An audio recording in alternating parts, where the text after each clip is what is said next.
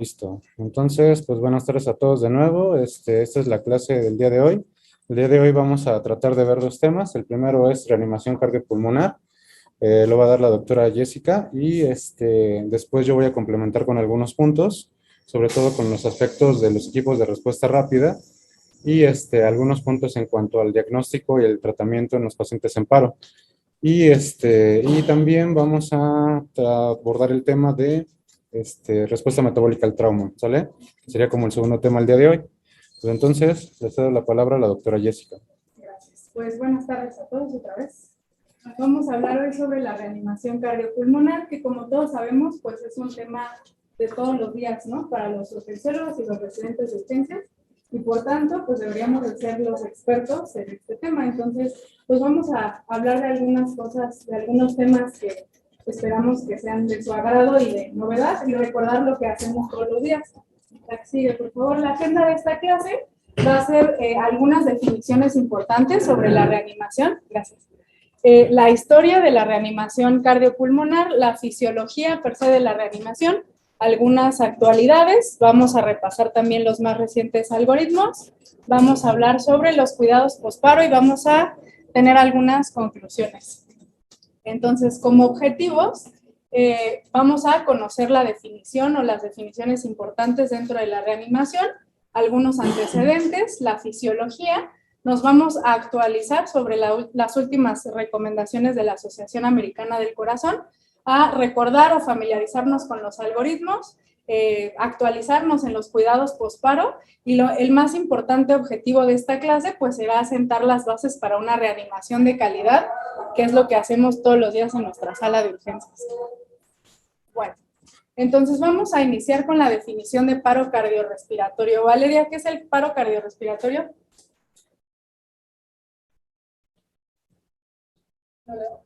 ¿Qué es para ti el paro cardiorrespiratorio? ¿Cuál es tu definición de paro cardiorrespiratorio?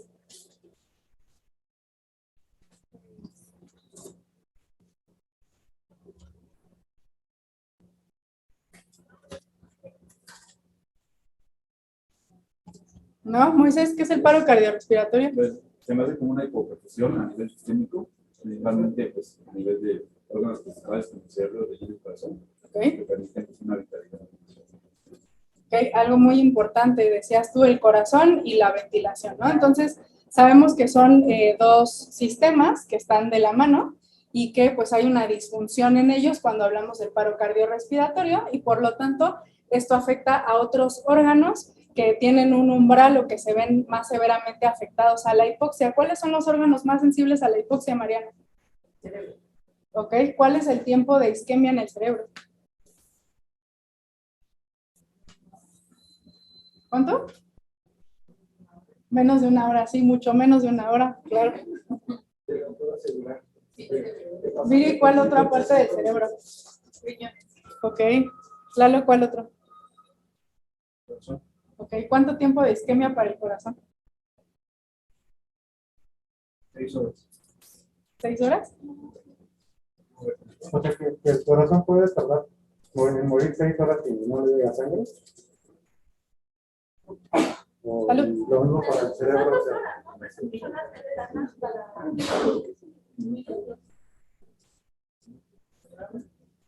5 minutos, ¿no? Corazón y cerebro, 5 minutos. ¿Vale? Bueno, entonces, como tal la reanimación, de acuerdo a la AJA 2015, dice que la reanimación cardiopulmonar van a ser aquellas acciones vitales que nosotros hacemos en el paciente para permitir que se mejore esa probabilidad a la supervivencia de un paro cardíaco. ¿Sale? Entonces es ese conjunto de acciones que nosotros realizamos para mejorar la supervivencia de un paciente. Entonces vamos a iniciar con algunos antecedentes históricos y hay que saber cuál es la definición de la vida. Scarlett, ¿para ti qué es la vida? Vamos a filosofar un minuto.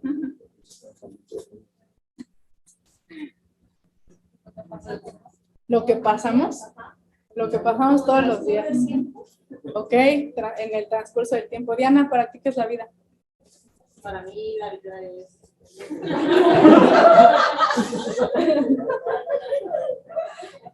No, pues es el hecho de poder caminar, ver, Leer. Como que algo que conserva las funciones. Sí. Ok, sale. Entonces, de acuerdo a la Real Academia de la Lengua Española, que ya saben que hace unas definiciones increíbles, es primero el hecho de estar vivo, ¿no? Okay. El tiempo que transcurre desde el nacimiento de un ser hasta su muerte o hasta el presente, como ya decían, la animación de una persona o cosa, como también dijeron, ya después vienen unas cosas acá más intensas como la viveza o el ardor especialmente de los ojos, muy romántico, y la existencia después de la muerte. Basados en eso, vamos a hablar sobre el origen de la vida. Dependiendo de las diversas religiones, pues tenemos diferentes definiciones sobre el origen de la vida. Dentro del cristianismo y el judaísmo y del islam, todos hablan sobre un aliento de vida, ¿no? O sea, en el cristianismo sabemos que dice en el libro del Génesis que Dios creó al hombre y a la mujer de barro, hizo ahí como sus muñequitos de Play-Doh, ¿no? Y entonces les dio el aliento de vida y ya vivieron, ¿ok?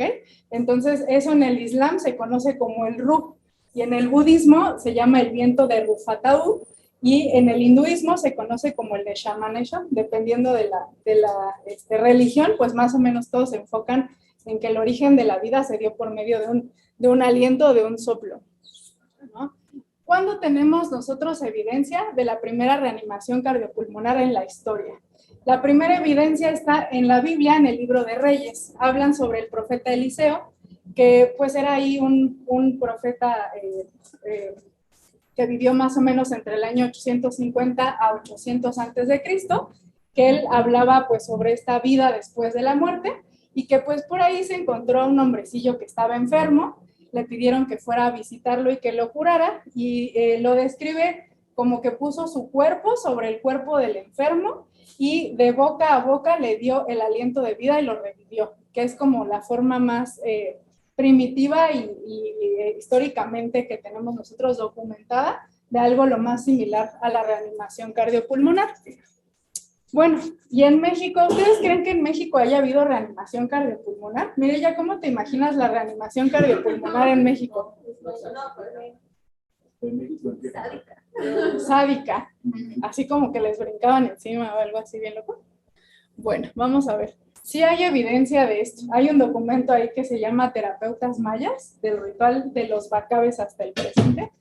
Hablan pues sobre la medicina tradicional mexicana y sobre pues todas las tradiciones que existían en aquellos momentos, y decían pues que el médico era un ser entendido, estudiado, que sabía matemáticas, sabía ciencias, sabía herbolaria, sabía muchas cosas, y él sabía curar huesos, enfermedades, drenar líquidos que eran malos en el cuerpo, y que libraba a los enfermos de las puertas de la muerte.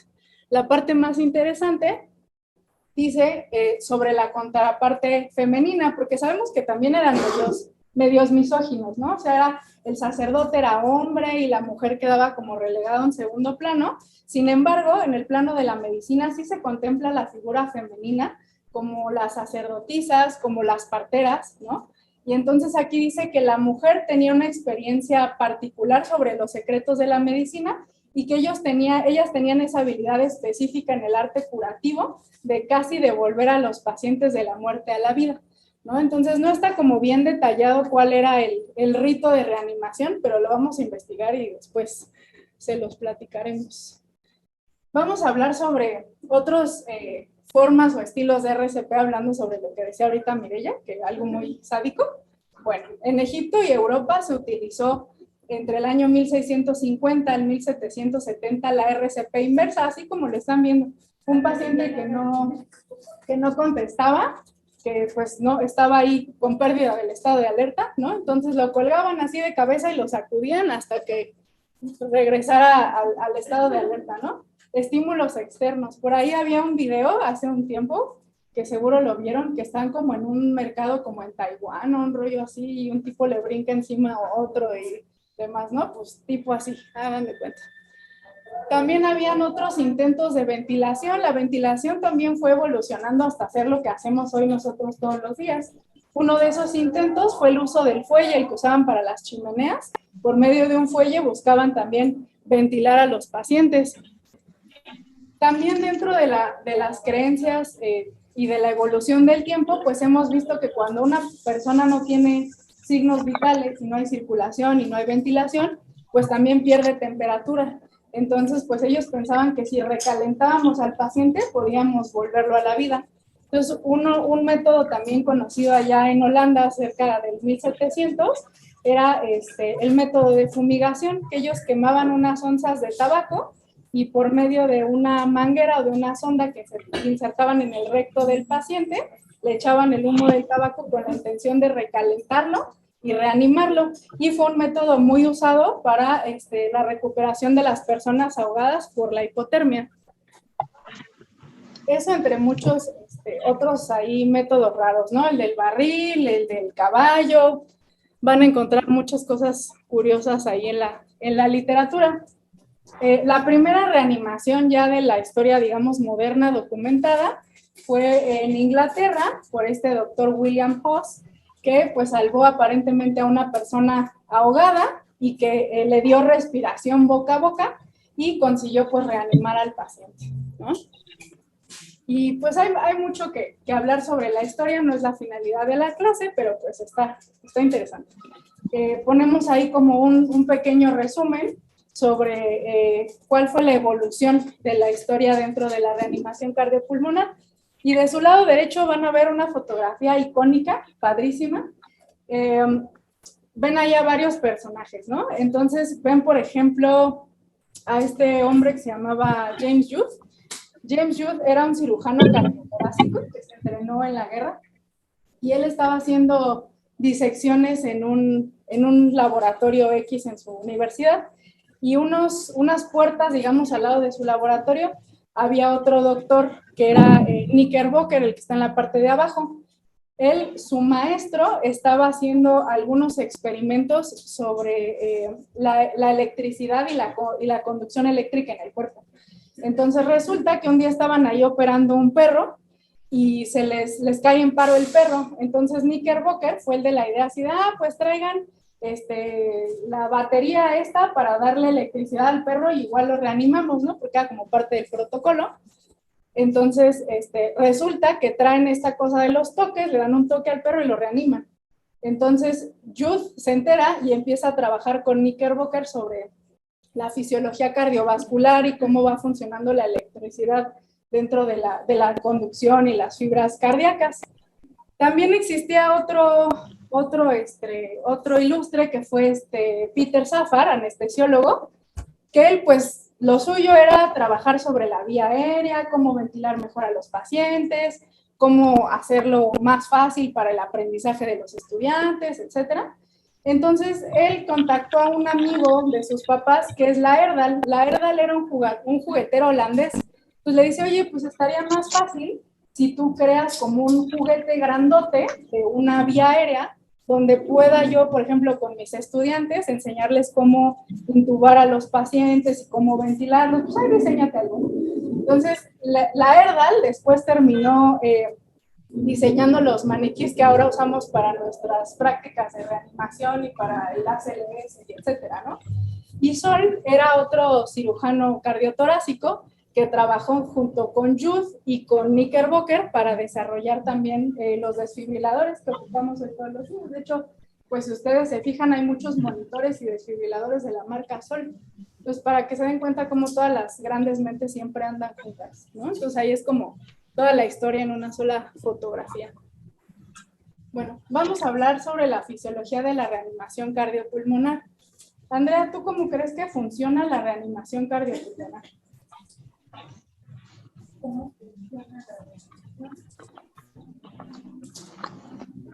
Pues, para empezar, tiene que haber sus cronistas y todo eso. ¿Okay?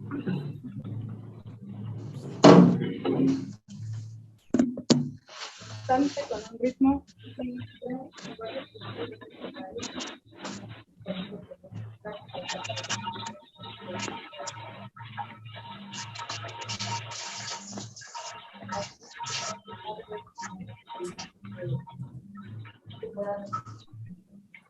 Okay, entonces tiene que haber como ciertos parámetros que nos digan cómo hacerlo para que sea de calidad, ¿no? Ok. Entonces vamos a hablar que durante el paro cardiorrespiratorio el problema, como ya dijo Moisés hace rato, es que el organismo no tiene flujo sanguíneo, ¿no? Falló la bomba cardíaca, que es la que lleva la sangre y el oxígeno a todo el cuerpo. Entonces, como tal, no tenemos algo que nos asegure la integridad y la perfusión de los tejidos. Entonces, por lo tanto, dentro de las resistencias vasculares están abolidas, no hay tensión arterial y tampoco hay gasto cardíaco, ¿no? Es parte de la fisiopatología.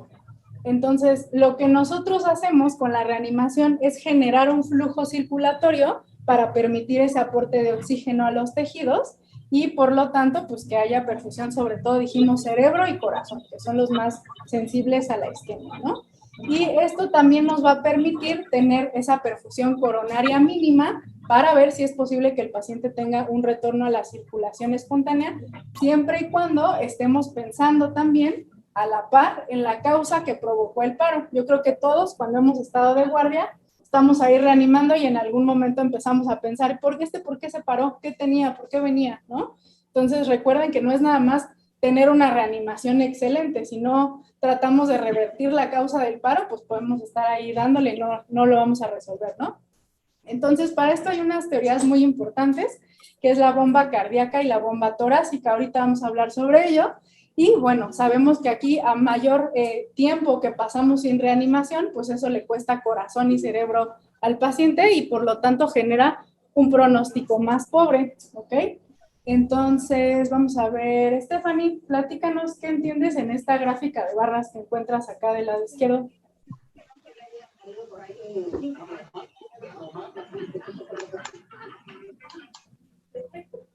A ver, aterriza.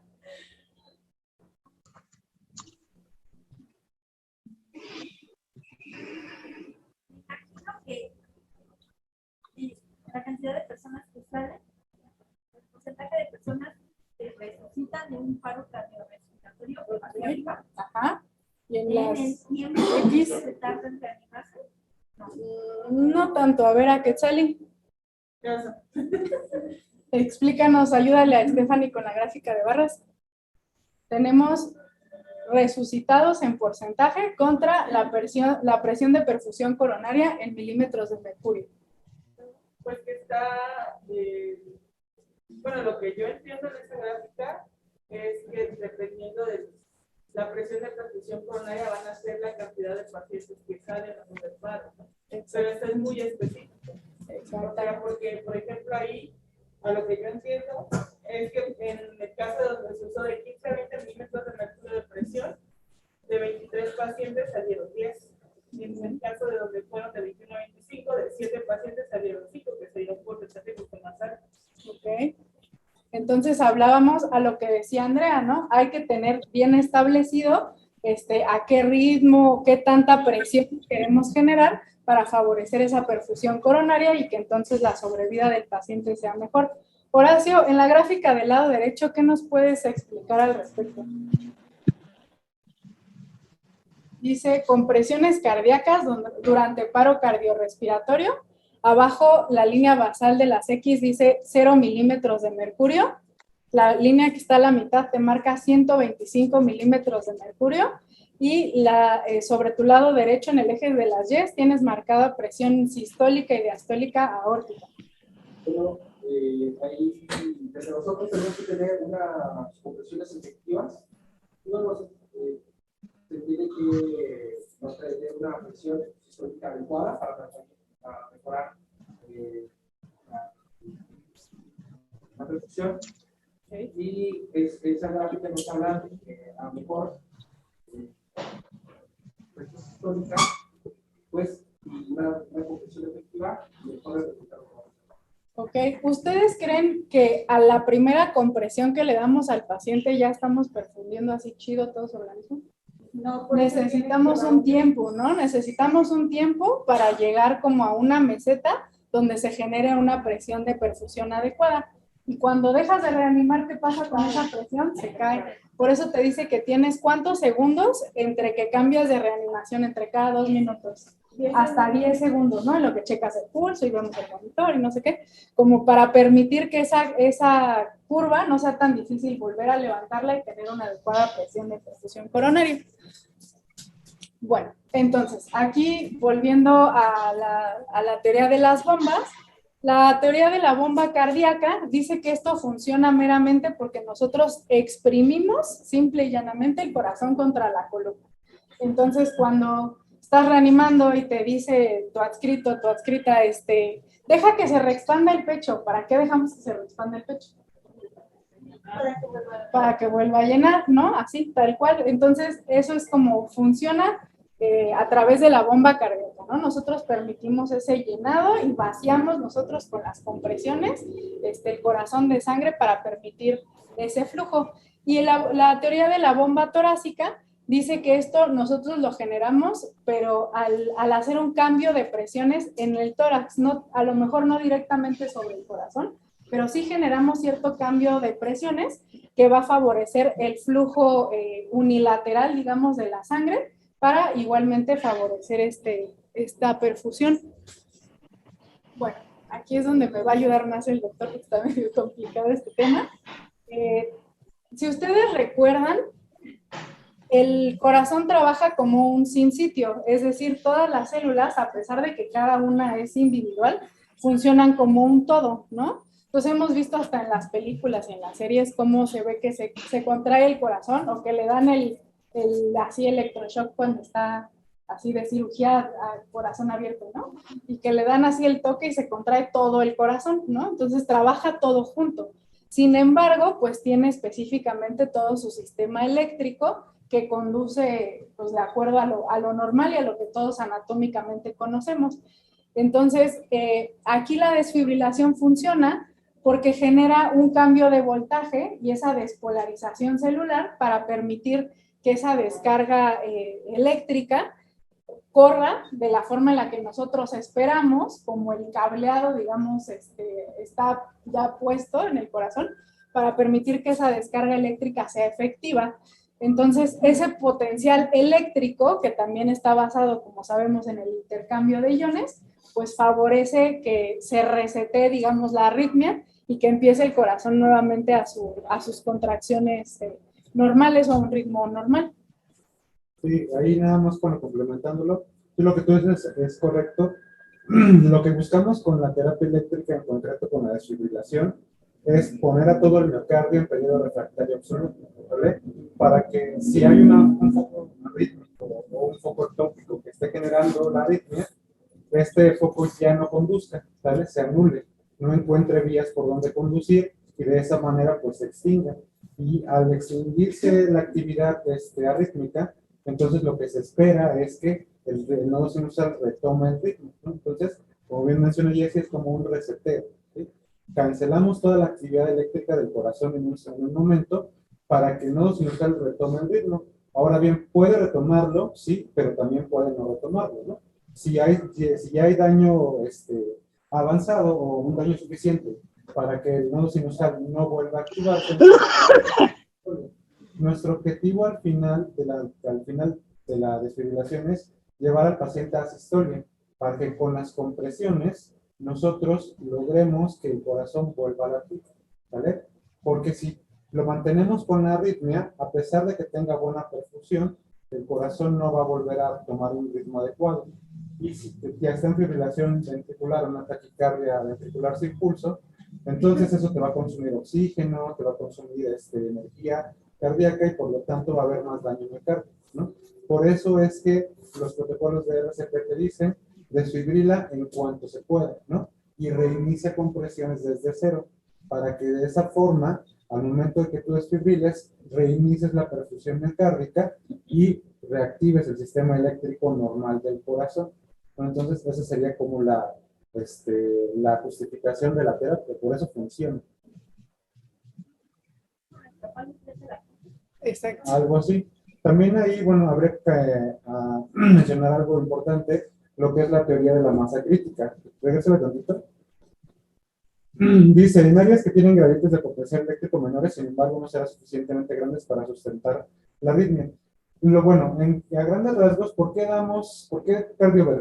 desfibrilamos con 200 o 350, 360 y cardiovertimos con 50 o 100, ¿no? O sea, ¿por qué la diferencia de voltajes? Porque la desfibrilación lo que buscas es pasar una corriente eléctrica lo suficientemente intensa para anular todos los ritmos del corazón, ¿vale? Entonces, lo que la teoría de la masa crítica dice es que entre más miocardio sea tomado por el haz eléctrico, mayor éxito vas a tener en tu terapia eléctrica, ¿no? De ahí la postura de los parches, que tienes que colocarlos a nivel de la clavícula y a nivel del ápice, para que de esa manera el haz atraviese la mayor parte del miocardio, ¿vale? De hecho, algunas posturas te dicen que puedes colocarlo adelante y atrás, ¿sale? Para que de esa manera el rayo atraviese y logre involucrar a la mayor parte del miocardio. Porque si hay miocardio que no se involucra en el momento de la descarga, ese miocardio puede sustentar un nuevo evento de arritmia. Entonces, por ello es importante que cuando desfibrilamos, uno, colocar correctamente las palas, y dos, colocarlas con la presión suficiente para que, ejerciendo fuerza sobre el tórax, para que el contacto sea al máximo y el haz pase de mejor manera. Venzamos lo que es la impedancia eléctrica, ¿no? del tórax. La impedancia es la resistencia al flujo de electrones. Entonces, también punto importante aquí en tener en cuenta es que por cada descarga, la impedancia aumenta. Entonces, si damos una primera descarga, la siguiente va a tener mayor resistencia, y así subsecuentemente. De ahí la importancia de darla bien desde el primer evento, porque con cada una nuestra tasa de éxito va a disminuir, nuestra probabilidad de éxito va a disminuir. Entonces, son como los puntos importantes a tener en cuenta en cuanto a esta parte de la desfibrilación. Okay.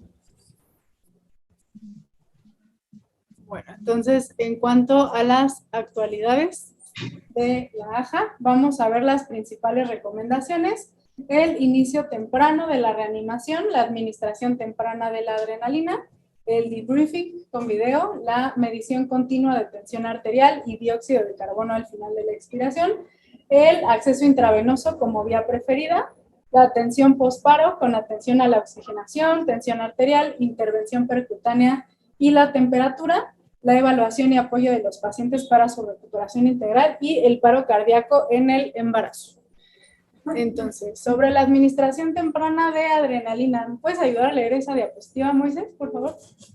Administración temprana de adrenalina, revisión sistemática y un metaanálisis incluyó resultados de 2 ensayos electrolizados de adrenalina con más de 8.500 pacientes.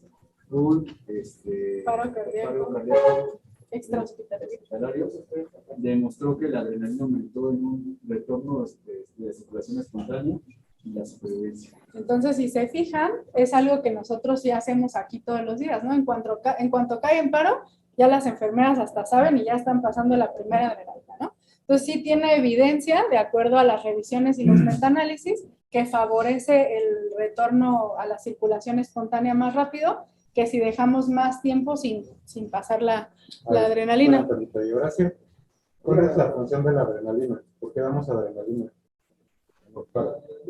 Bueno, la hormona que tiene un efecto vasoconstrictor que mejora la perfusión sanguínea. O sea, ¿cuál es el objetivo de mantener la... ¿Qué te fijarías tú, o en qué cifra de tensión arterial te fijarías para saber si la adrenalina está funcionando o no?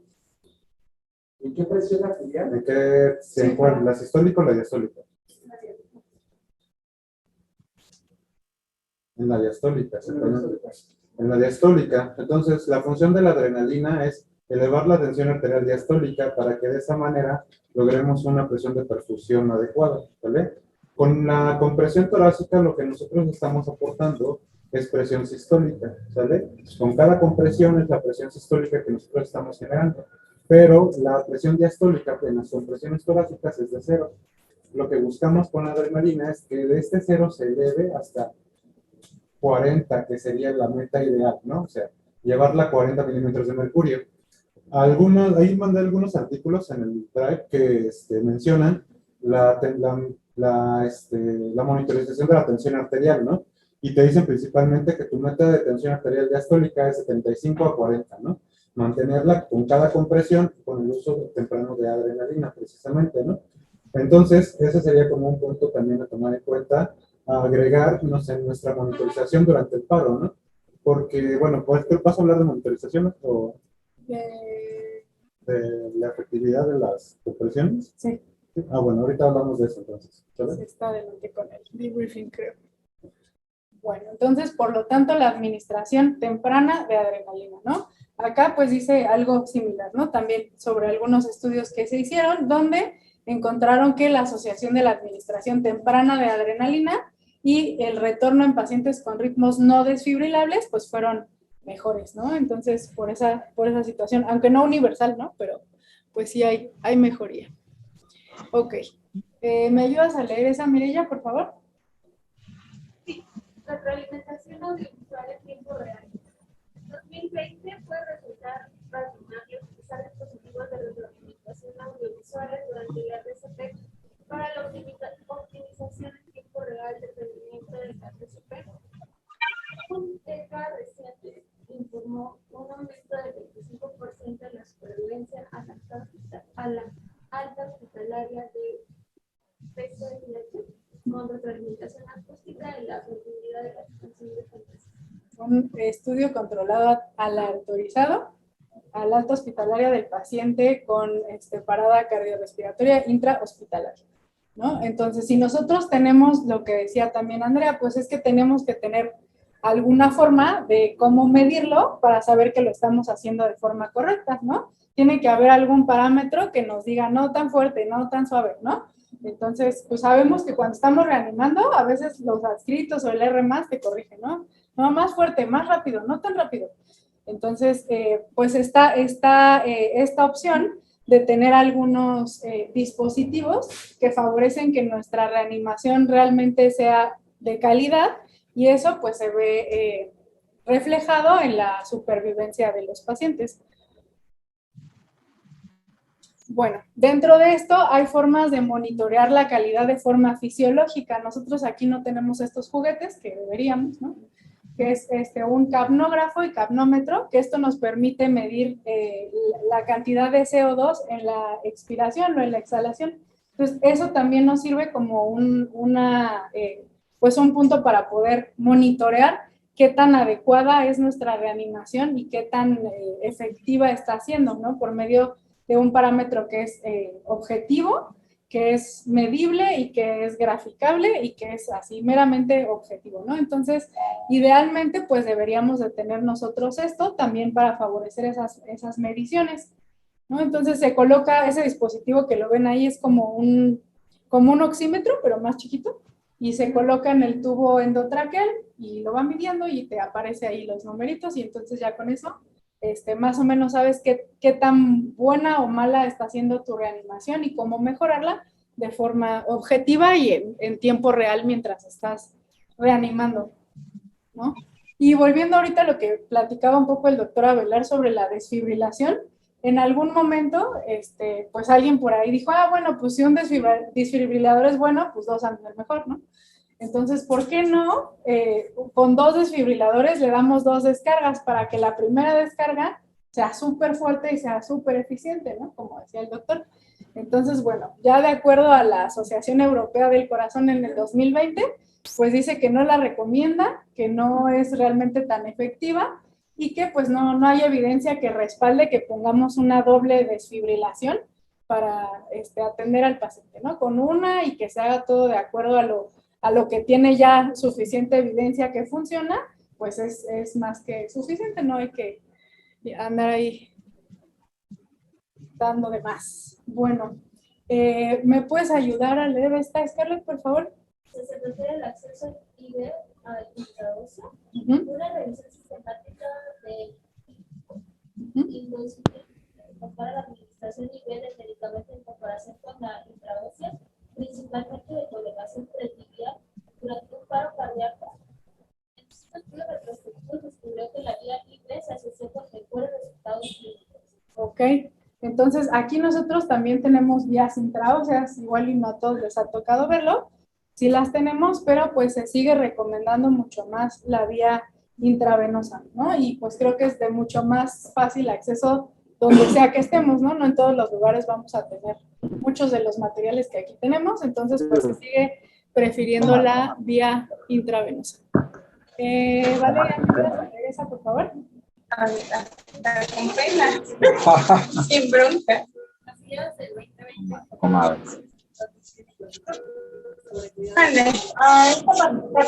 Ya le habían cambiado hace rato a las puntas, pero ahorita están Se está moviendo. a un litro se la dejo.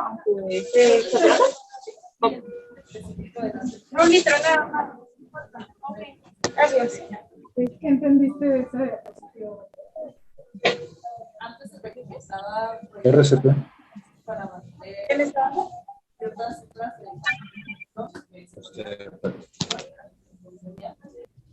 digo, perdón, hipotermia, pero ya no están recomendadas actualmente.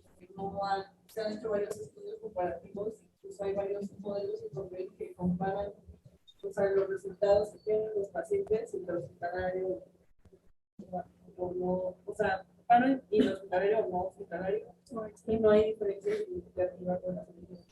Ok, entonces, incluso en algún momento se manejó esto de la hipotermia terapéutica, ¿no? Y que según el sustento de eso era que disminuíamos la cantidad como de metabolismo y de requerimientos de oxígeno, ¿no? Como que le bajábamos como la velocidad a todo el organismo para que los requerimientos de oxígeno, de glucosa y demás fueran menores y como que se recuperara el paciente. Sin embargo, pues como ya mencionamos, pues de acuerdo a todo esto, pues sí, a lo mejor tratar de llevarlo como a lo más fisiológico posible, sin necesariamente llevarlo a una hipotermia terapéutica como antes creíamos, o a una hipoxia o hiperoxia, que también sabemos que pues los extremos, ¿no? Como siempre. Y pues también el manejo de detección y manejo de las convulsiones, porque sabemos que esa hipoxia pues, puede generar también convulsiones en estos pacientes. Entonces, pues más o menos tener esos parámetros para saber qué tanto estamos cuidando al paciente, ¿no? Alguna vez, creo que la primera vez que tomé la CLS, el que me evaluó fue un urgenciólogo y entonces yo bien emocionada porque estaba en mi examen y ya me dicen, no, pues ya salió tu paciente de paro. Y yo, ¿pero qué hacemos? Nos abrazamos todos y yo, ay, los cuidados posparo, ¿no? Entonces, pues eso es algo que vemos todos los días, así que emoción como que ya salió, pero pues no acaba ahí, ¿no? En un mundo ideal, ese paciente tendría que ir a la UCI, ¿no? La realidad es que se queda ahí en la sala de metabólicos hasta que lo extubas y lo das de alta, ¿no? Entonces, pues si lo vamos a cuidar, pues hay que saber cómo cuidarlo. Ay. Ya. Entonces, otro punto importante es el debriefing para los reanimadores. Ustedes son muy bebés, no se acuerdan de esa serie, pero el Horacio seguro está. Entonces, ¿verdad que sí, tío? Claro. Entonces, pues hay una situación que a veces hablamos poco, pero la realidad es que pues somos seres humanos y siempre vamos a tener pues emociones y sentimientos respecto al tratar a los pacientes. Hay pacientes con los que generas a lo mejor como un clic por alguna situación específica, ¿no? Porque a lo mejor, es que ese paciente yo lo triaché y yo lo vi en la consulta y yo lo ingresé y yo lo revisé y de repente, ya se murió, ¿no? Entonces, pues a veces nosotros estamos también expuestos a eso, y no solo en la cuestión emocional, también en decir, bueno, ¿estuvo bien mi reanimación? O sea, ¿la reanimación realmente fue de calidad? ¿En qué nos equivocamos? ¿Nos tardamos en pasar la adrenalina? ¿Desfibrilamos un ritmo que no era desfibrilable? ¿Intubamos demasiado pronto? ¿Le dimos prioridad a la vía aérea en lugar de seguir comprimiendo? ¿No? Entonces, también todo lo que está alrededor de lo que pasa durante la reanimación debería de tener una retroalimentación que favorezca no solo el aliviar el estrés emocional, sino también reconocer los puntos buenos y los puntos a mejorar dentro de nuestras reanimaciones. Entonces, vamos a hablar sobre los algoritmos. ¿Cómo se llama esa ilustración, Eli? ¿Sabes qué es eso? Ok, la cadena de vida, de supervivencia. ¿Y de qué habla? ¿O qué son esos muñequitos? Cuéntanos.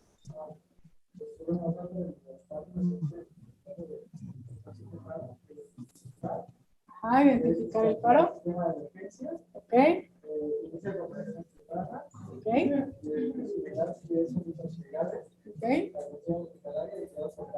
Ok, y la recuperación del paciente, ¿no?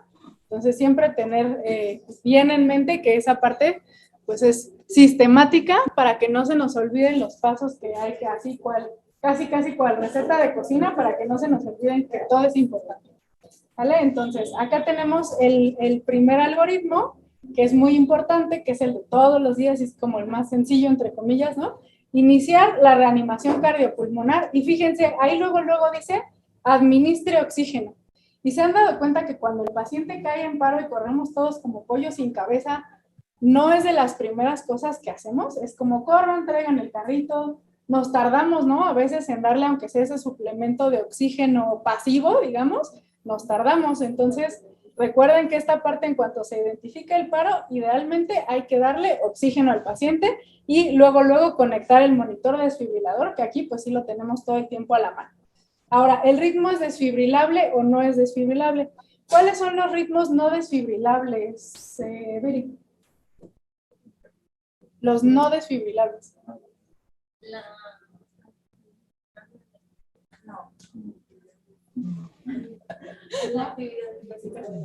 La actividad eléctrica sin pulso y la asistolia. Y los sí desfibrilables. ¿Ya ven? Lo hacen todos los días. Entonces, pues dependiendo, ¿no? De lo que toque. ¿Qué ritmo tiene el paciente? Decidimos, ¿se desfibrila o no se desfibrila? ¿Tiene un acceso intravenoso ya o no lo tiene? O a lo mejor llegó el paciente de la calle y estaba en paro, ¿no? Entonces, obtener el acceso intravenoso, si es desfibrilable, desfibrilarlo, y si no, pues darle la adrenalina lo antes posible. Entonces, acá de su lado izquierdo, bueno, ya descargamos, porque si era un ritmo desfibrilable, le dimos 2 minutos de RCP, ya administramos la primera adrenalina. ¿Cada cuánto se administra la adrenalina, Valeria? Cada 3 a 5 minutos, ¿no? Y pensar en la disponibilidad del manejo de la vía aérea, ¿no? Que no va a ser nuestra prioridad, pero pues lo vamos a ir pensando porque en algún momento lo vamos a establecer, y pues vamos a estar cada 2 minutos reevaluando, ¿no? El ritmo, el pulso, desfibrilable, no desfibrilable, y nuestras adrenalinas cada 3 a 5 minutos, ¿no? Y pues estos eran los ritmos que ya, sí medio se lo supieron. Ok, entonces, ¿cuáles son las características de una calidad, de una reanimación de alta calidad, Lalo? Compresiones, estamos hablando de compresiones. La reanimación de calidad. No recuerdo bien, pero en cuestión de compresiones, hacer las menos pausas posibles, Ok. y que sean efectivas, ¿no? Entonces, ¿Y cómo haces que una compresión sea efectiva? ¿Qué tiene que tener la compresión? Minimizar las interrupciones, ¿ok? ¿Qué más? Que tenga una buena profundidad. Ok, ¿cuánto es la profundidad? 5 centímetros. Al menos 5 centímetros. ¿Qué más?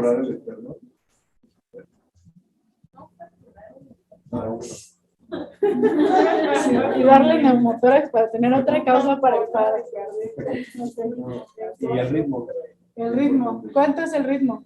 100 por minuto. Al menos 100 compresiones de 100 a 120 por minuto.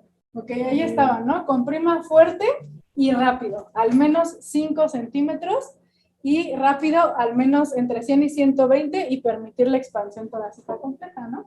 Entonces, que aunque 5 centímetros objetivamente, pues siempre van a ser 5 centímetros, nuestra fuerza para generar los 5 centímetros no es lo mismo comprimir no sé, a Scarlett, que es chiquita, que un niñosaurio, ¿no? Que aunque tenga 15 años son así muy grandes, ¿no? Entonces, dependiendo del paciente, es la fuerza que vamos a necesitar para comprimir siempre esos 5 centímetros, y la velocidad, minimizar las interrupciones, como ya dijeron, evitar una ventilación excesiva, que es algo que nos pasa a todos, ¿no? Del estrés estás así, no, calma, o sea, concéntrate. Si te toca ventilar, concéntrate despacito, que expanda tu tórax, ¿sale? Pongan atención en lo que a cada quien le toca. Cambiar de compresor cada 2 minutos, también eso, que por intensos, no, yo le doy y yo otro, ya estás bien cansado. ya ni tus compresiones son efectivas, pero nada más están ahí, ¿no? Entonces, eso también es importante. El manejo de la vía aérea, esa es otra que también nos falla mucho. Ay, es que ya estaba intubado, ¿cada cuánto lo ventilo? ¿30x2? A ver, ¿cada cuánto se ventila si está intubado, Mariana? Continuo, es asincrónico, ¿no? El que está ventilando lleva su ritmo, cada 6 a 8. Y el que está comprimiendo, comprime 2 minutos, sin parar, ¿no? Que a veces de pronto dudamos en eso, entonces hay que tener en cuenta esa parte, que dependiendo de cómo esté el paciente, es como ajustamos nosotros nuestra reanimación, y pues en el mejor de los casos tener ahí la capnografía, ¿no? Ahora, las dosis, ¿cuál es la dosis de adrenalina, Fanny?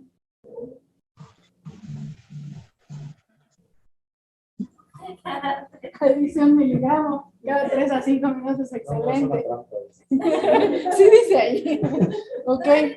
Las dosis de amiodarona, bueno, también están ahí, ¿no? La primera de 300 y después 150 o lidocaína, ¿no? Que nosotros casi siempre usamos amiodarona, pero bueno, hay que conocer todas las dosis por lo que podamos ocupar.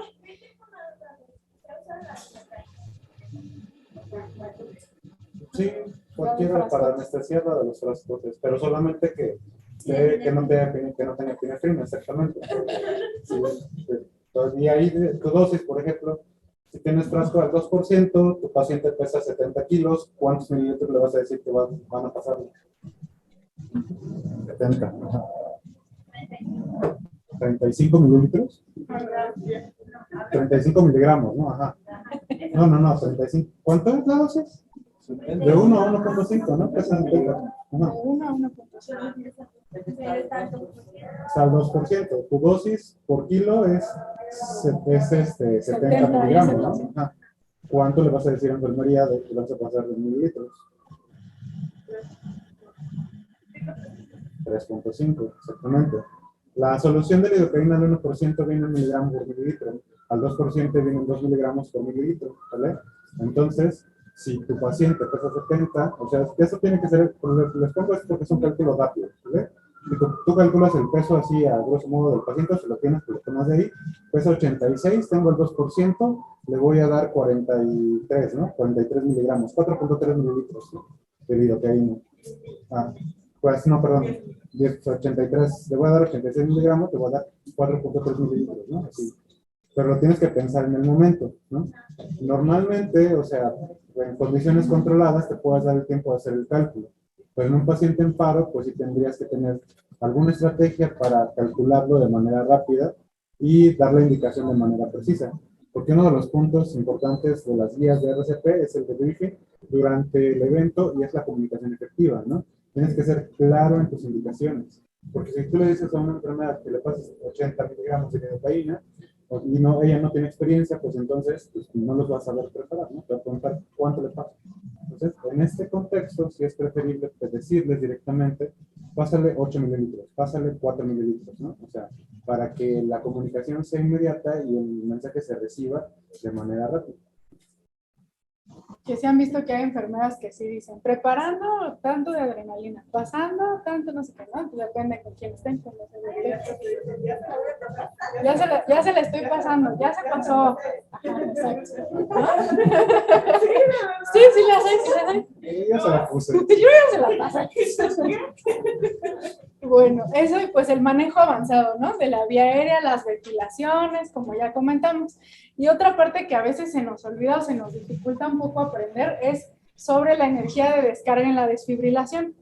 Si es bifásico, ¿a cuánto es la desfibrilación, Oscar? Y si es monofásico, ok. ¿Cómo se lo van a aprender o cómo me lo aprendí? El 360 monofásico, 360 es un mono dando vueltas, 360 monofásico. Esperaba otra reacción, pero bueno. Porque nos la acordamos, de hecho. Ya se acordaron, ¿no? Pero ahí, por ejemplo, o sea, ¿cómo te das cuenta qué modelo de desfibrilador tienes? Pues simplemente le das vuelta al máximo, ¿no? O sea, si no sabes qué modelo tienes, pues entonces al máximo que te marque el aparato, ¿no? O sea, para no complicar la situación. Muy bien, entonces hablábamos ahorita también sobre que hay que ir pensando sobre las causas reversibles del paro. Sale, Scarlett, una causa H y T. Hemorragia. A ver, Diana. Hipoxia, entonces. Acidosis, Mireya. Una causa de las H y las T de las causas de paro.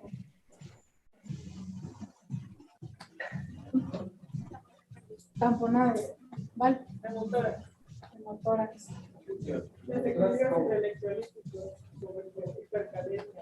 Hipercalemia.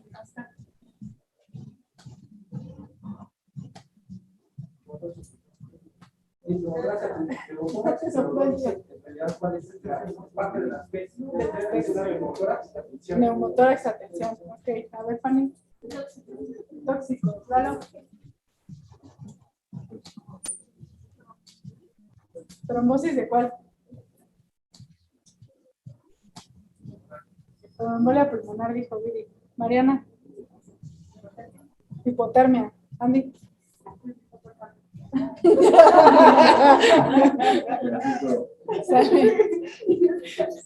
Entonces, las H y las T. Hipovolemia, hipoxia, hidrogeniones o acidosis, hipercalemia e hipotermia. Neumotórax, atención, que ya les recalcó en su oración. Tamponada cardíaca, tóxicos, trombosis pulmonar y trombosis coronaria, ¿ok? Entonces, como decíamos, ¿cómo podemos verificar también que hay un retorno a la circulación espontánea? Pues ya tiene pulso, ¿no? Que es lo que normalmente, entonces ya tiene pulso, ¿ok? Y tiene presión arterial. ¿Se han fijado que siempre que estamos reanimando, siempre terminamos la reanimación? Ya tiene pulso, y lo primero que dice el adscrito es, tómale una TA, ¿no? Entonces ya tiene tensión arterial. Aumento repentino y sostenido de la presión de expiración de CO2, si la tuviéramos, ¿no? Idealmente mayor o igual a 40 milímetros de mercurio. Y si hay un monitoreo intraarterial, pues ya hay ondas de presión intraarterial, ¿no? Bueno, entonces, decíamos, ya regresó el paciente, nos abrazamos, celebramos, ¿y qué es lo primero que les pide su R2? O sea, los pinches pendientes. Un agaso, ¿qué más? Un electro, ¿qué más? El consentimiento.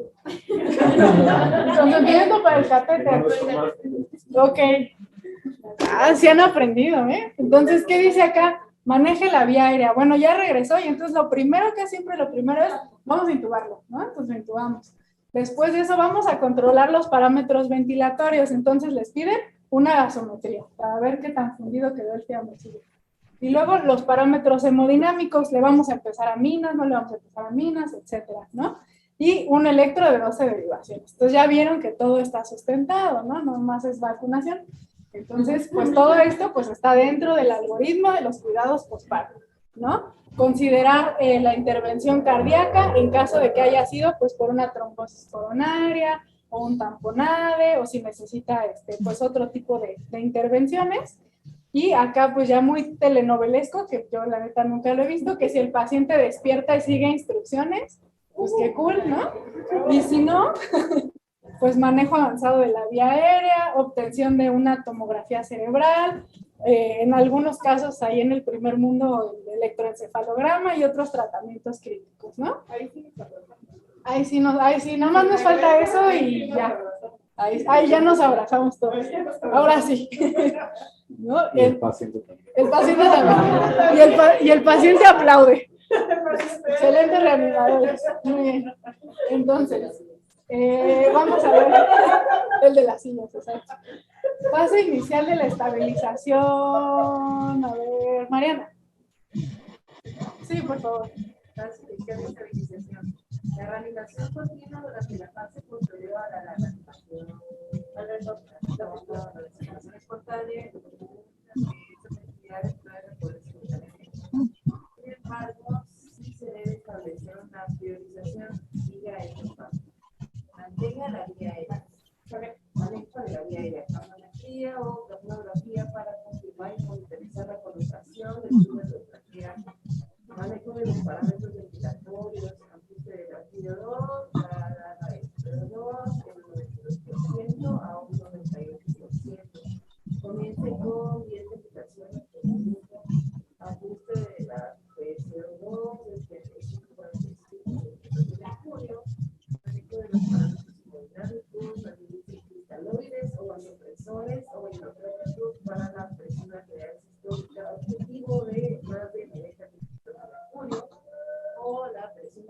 de más de 65 milímetros de mercurio. Ok, entonces estamos de acuerdo que eso es algo que hacemos todos los días, ¿no? Y que mientras ustedes andan ahí corriendo con su gasometría y su electro, están hablando, no, pues que ponle ahí, que iníciale la NORE, TAMS mínimo de 65, no sé qué, ¿no? Entonces, pues va dentro también de esta fase de estabilizar al paciente y del monitoreo hemodinámico dentro de sus cuidados postparo, ¿sale? También habla ya pues sobre el electro de 12 derivaciones, la normotermia y pues todos los demás parámetros, ¿no? Incluso sobre la ventilación, que tenga parámetros de protección pulmonar y etcétera. ¿Vale? Ay, este casi no se ve. Bueno, aquí habla ya sobre las cosas bonitas del primer mundo que nos faltan, como hacer una tomografía de cráneo, después una resonancia, así, pero luego, ¿no? No 2 semanas después, como aquí. Que cita la consulta externa con resonancia, electroencefalograma, exacto, ¿vale? Entonces todo ese monitoreo que nos va a hablar sobre el pronóstico y la cuestión de la recuperación y de la reintegración al paciente, ¿no? Que dijimos que también es parte de esos cuidados posparo, ¿ok? Otra parte que es importante que nosotros tengamos muy presente es la atención del paro en la mujer embarazada. Por ahí en una de las primeras guardias le tocó a Fanny que decía que cómo es posible que aquí cuando hay un código mater, el único que no mete las manos es el ginecólogo, ¿verdad? Entonces todo lo hacen los urgencias. Entonces por eso es importante que tengamos idea de cómo vamos a abordar esas pacientes, porque pues si hay un evento de estos, quien tiene que salir ahí a reanimar, pues es el urgenciólogo, ¿no? Entonces, pues realmente casi todo se basa en lo mismo y siempre nuestra prioridad va a ser el mantener la adecuada reanimación y tratar de volver a la circulación espontánea a la mamá. En ese momento, pues el bebé no es nuestra prioridad.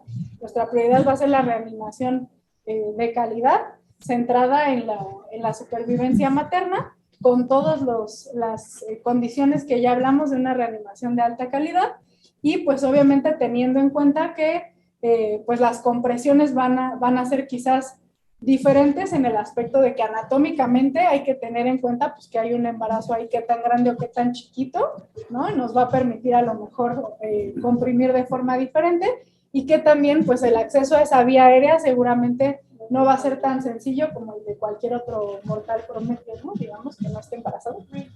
Entonces, depende, ¿no? Depende. Entonces, pues tener también conciencia de eso, avisar obviamente a los ginecólogos y a los pediatras por si es necesario hacer una cesárea de emergencia y la atención obviamente también al neonato. Entonces, pues nosotros tener en cuenta también aquí cuáles son las H's y las T's, ¿no? De una mujer embarazada, qué es lo que la pudo llevar al paro cardiorrespiratorio para también darle el tratamiento adecuado y la reanimación y hacer más efectiva nuestra reanimación, ¿no? Pero que de hecho dice que alguien del equipo de reanimación tiene que desplazar un poquito al bebé y de cuidar es como colocarla lateralizada. Algunos días de dar respuesta en embarazo, antes te decían de posición de rampa, ¿no? Colocar una rampa para que lo coloques en el decúbito lateral izquierdo a la madre e iniciar compresiones así. Sin embargo, metaanálisis y estudios dijeron que no es efectivo porque se relaciona con una mala calidad de las compresiones, ¿no?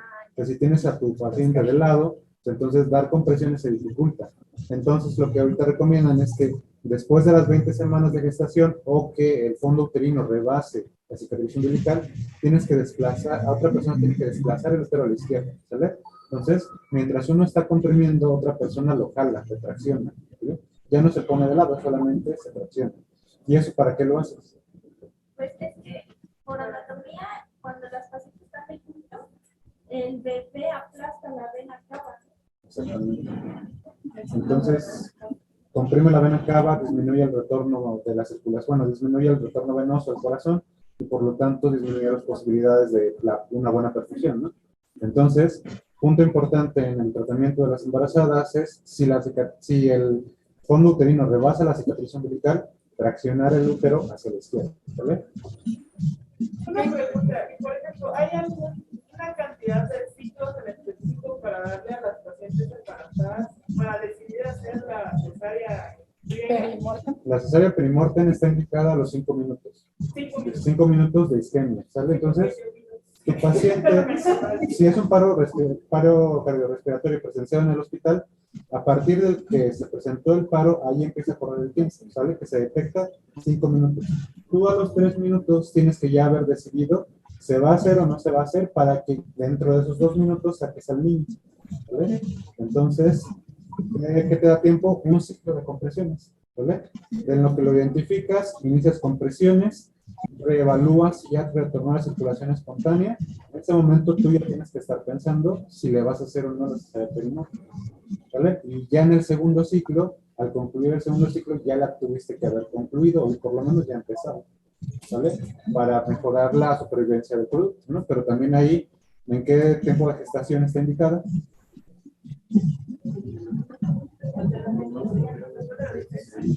Arriba de las 25 o 26 semanas, ¿vale? 28 semanas, ¿no? Que se considera una viabilidad exitosa todavía en esos tiempos. Pero, pues por arriba de las 25, sí, ya.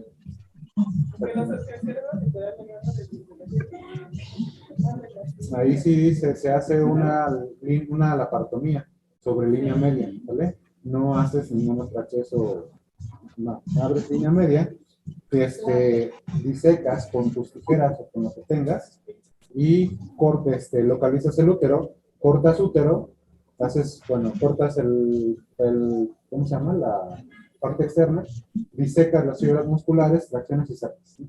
O sea, se tiene que hacer de la manera más rápida y más efectiva, ¿no?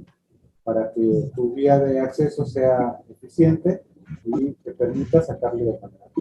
Y te dice cierra útero y deja abierta cavidad.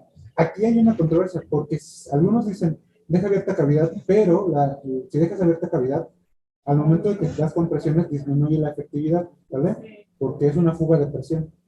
¿No? Entonces, algunos te dicen cierra cavidad, pero no la cierras con planos. O sea, da puntos generales y solamente para darle soporte al abdomen, nada más, ¿no? Y ya en una segunda, ya si la paciente sale, en un segundo momento la metes al quirófano para resolverlo. Para resolver la laparotomía.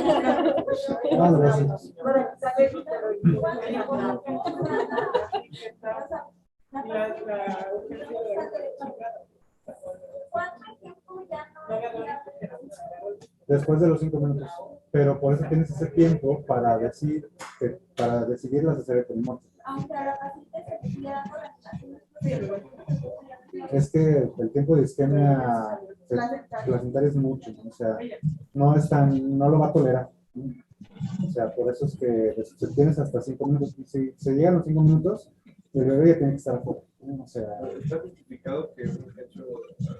De hecho, lo puede hacer urgenciólogos, cirujanos generales, quien esté capacitado, en ese momento lo puede hacer. Pero aquí el punto es que no. Tendríamos que tener esa capacitación, teóricamente, ¿no? Dentro de las competencias del urgenciólogo están las cirugías menores o las cirugías de urgencia, ¿no? Y cirugía de urgencia se considera esa y el tórax, ¿no? La reanimación con tórax abierto. Entonces, tendríamos que poder hacerlo.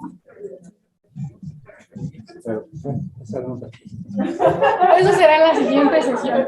Eso será en otra sesión. En el siguiente nivel. Hazle eso, pues ya. Entonces, así como tenemos, abriremos a los R1, al fin que hay muchos. Elijan a su dominio. Bueno, pues así como hay H's y T's, tenemos el ABCDFGH para las causas del paro cardíaco en la mujer embarazada. ¿Cuáles son, Moisés? Complicaciones con anestesia, sangrado, cardiovascular, O sea, todas las H's y las T's. Ok. Vale, cuidados posparo.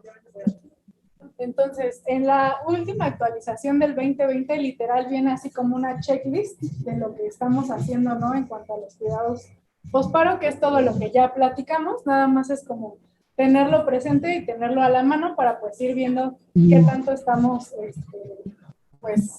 cumpliendo, ¿no? Con lo que habla sobre la atención posparo. la oxigenación y ventilación, monitoreo hemodinámico, el manejo específico de la temperatura, la neurosupervisión, electrolitos y glucosa, sedación y el pronóstico del paciente. Bueno, entonces, ¿qué concluye de esta sesión, Viri? Que tomar en cuenta que no solo es como tal investigar y luego voy a realizar, sino saber exactamente qué está haciendo. ¿Okay? ¿Qué otra conclusión, Diana? Pues es importante los cuidados postparos. ¿Okay?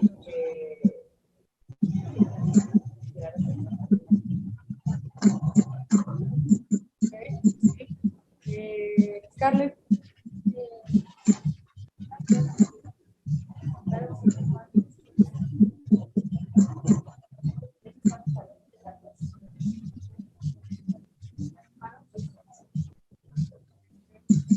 Tener en cuenta a lo mejor aquellos pequeños detalles que quizás no le estamos dando tanta relevancia y tanta importancia, como el oxígeno, como los cuidados postparo, cómo cuidar, no hiperventilar al paciente, etcétera, ¿no? Entonces sí, ténganlo bien, bien presente, porque el año que entra, pues a ustedes les va a tocar estar ahí en la cabecera, en los pies del paciente, ¿no? Y estar coordinando el código, ¿no? Entonces ahorita, como R1 es más fácil desde afuera, o sea, no es crítica, ¿no? Pero como desde afuera es más fácil decir, pues sí, la cagó aquí, la cagó allá, ¿no? Porque desde afuera tú ves como todo el panorama, ¿no? Ves, como decimos, the big picture, ¿no? Entonces dices, pues esto estuvo mal. Está bien y hay que platicarlo, como dijimos el debriefing, ¿no? Oiga, yo me quedé con duda con esto, ¿y qué hubiéramos hecho si esto? ¿Y por qué no hicimos lo otro? ¿No? Porque ustedes desde afuera tienen una percepción muy distinta. A veces nosotros estamos tan clavados o casados con una causa específica o con algo que estaba pasando con el paciente, que dejamos de notar todos esos detalles. Entonces, por eso es importante que como equipo retroalimentemos y mejoremos todos esos detalles dentro de la atención toda, desde el paro hasta el posparo del paciente. ¿Vale? Y ya nada más para terminar y que se motiven, dice Peter Rosen que el médico de urgencias debe ser tan bueno como el cardiólogo en el manejo de un paro cardíaco. Sin embargo, después de varias experiencias recientes observando al cardiólogo responsable de un paro cardíaco, digo que debe llegar a ser tan bueno como el médico de urgencias. Así es.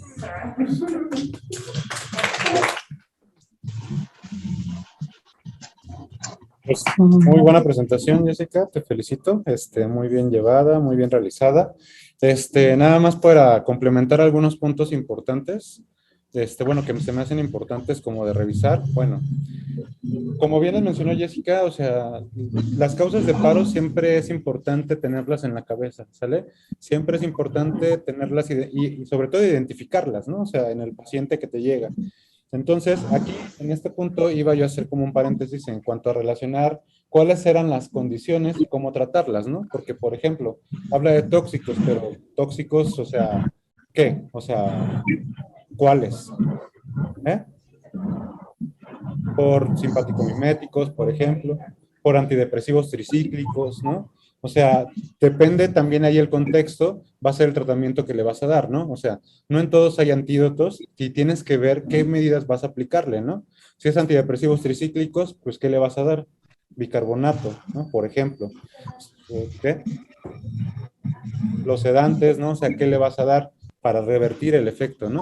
Entonces, para complementar esta parte de las causas reversibles, les va a quedar una tarea, por primera vez una tarea. A todos, tanto a los que están en línea como a los que están aquí presenciales. Bueno, en general a todos los residentes, pero bueno. Van a hacer una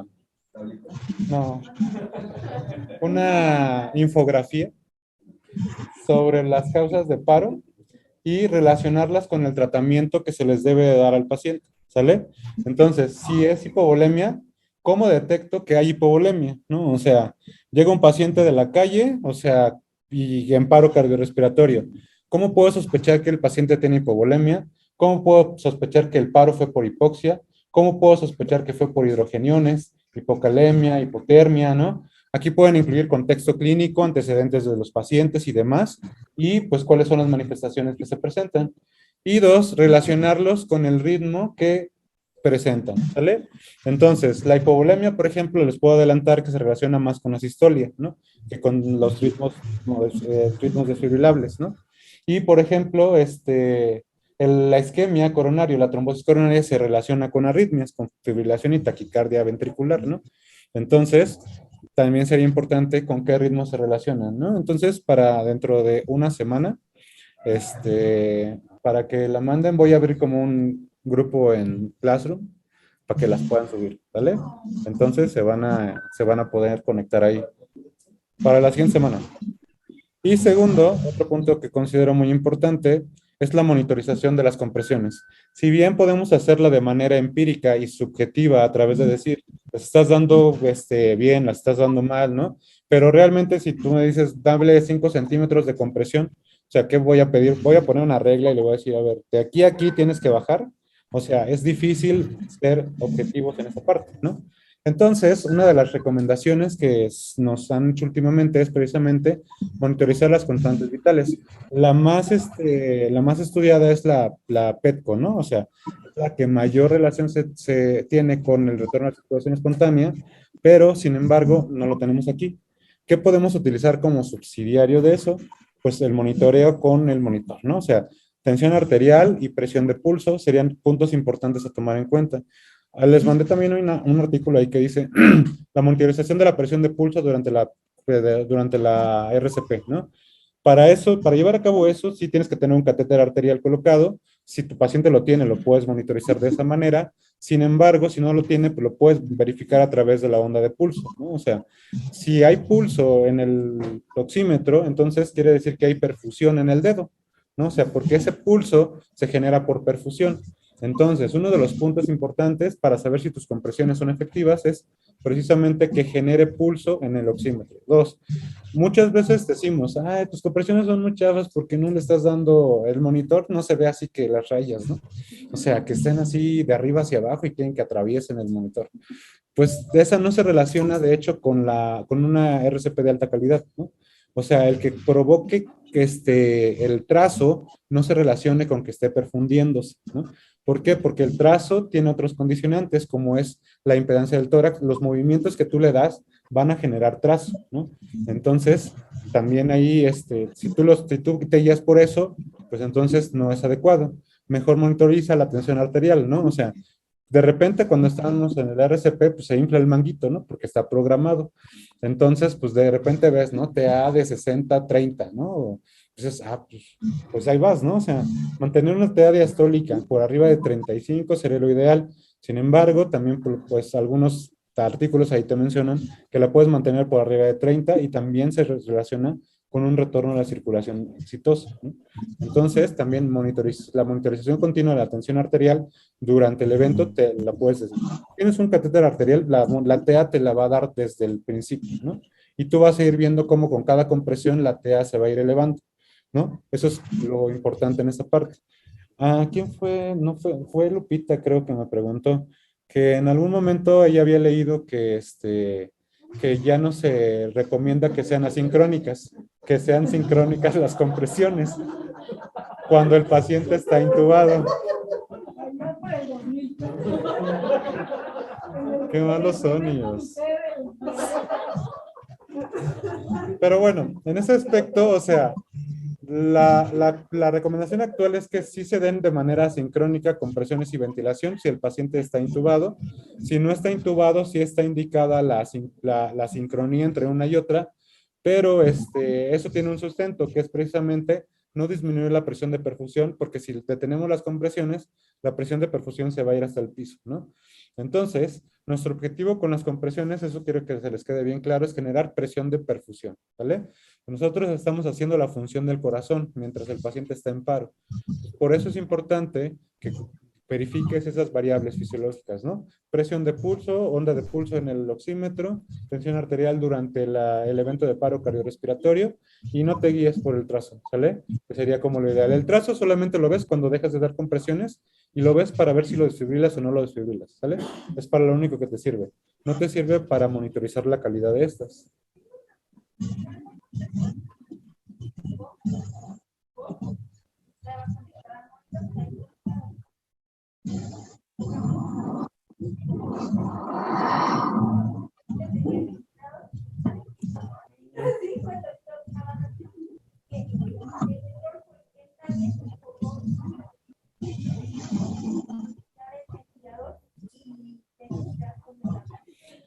Ok.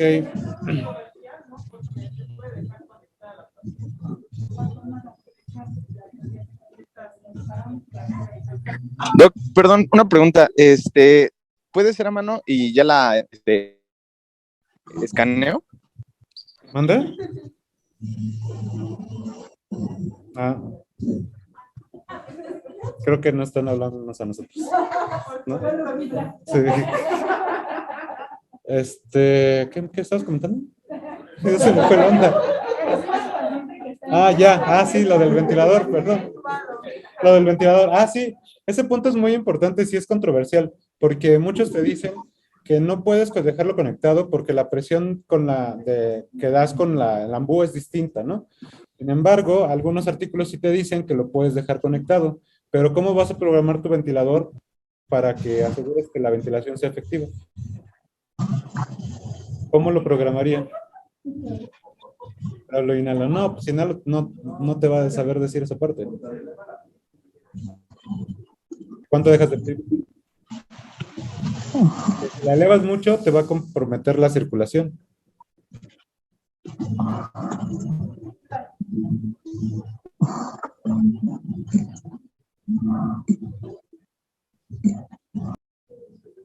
¿Dónde?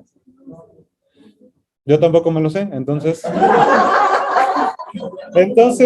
nos va a quedar de tarea a todos investigar cuáles son los parámetros que tienes que colocar en el ventilador para durante el evento de RCP. Gracias a Oscar. A Oscar tenemos una buena tarea. No, yo también me voy con esa tarea porque realmente sí tienes razón, o sea, sí se puede, sí está descrito, pero tenemos que saber cómo programarlo, ¿no? Porque no va a ser la misma programación que vas a utilizar con un paciente con CIRA, por ejemplo, o un paciente estándar, ¿no?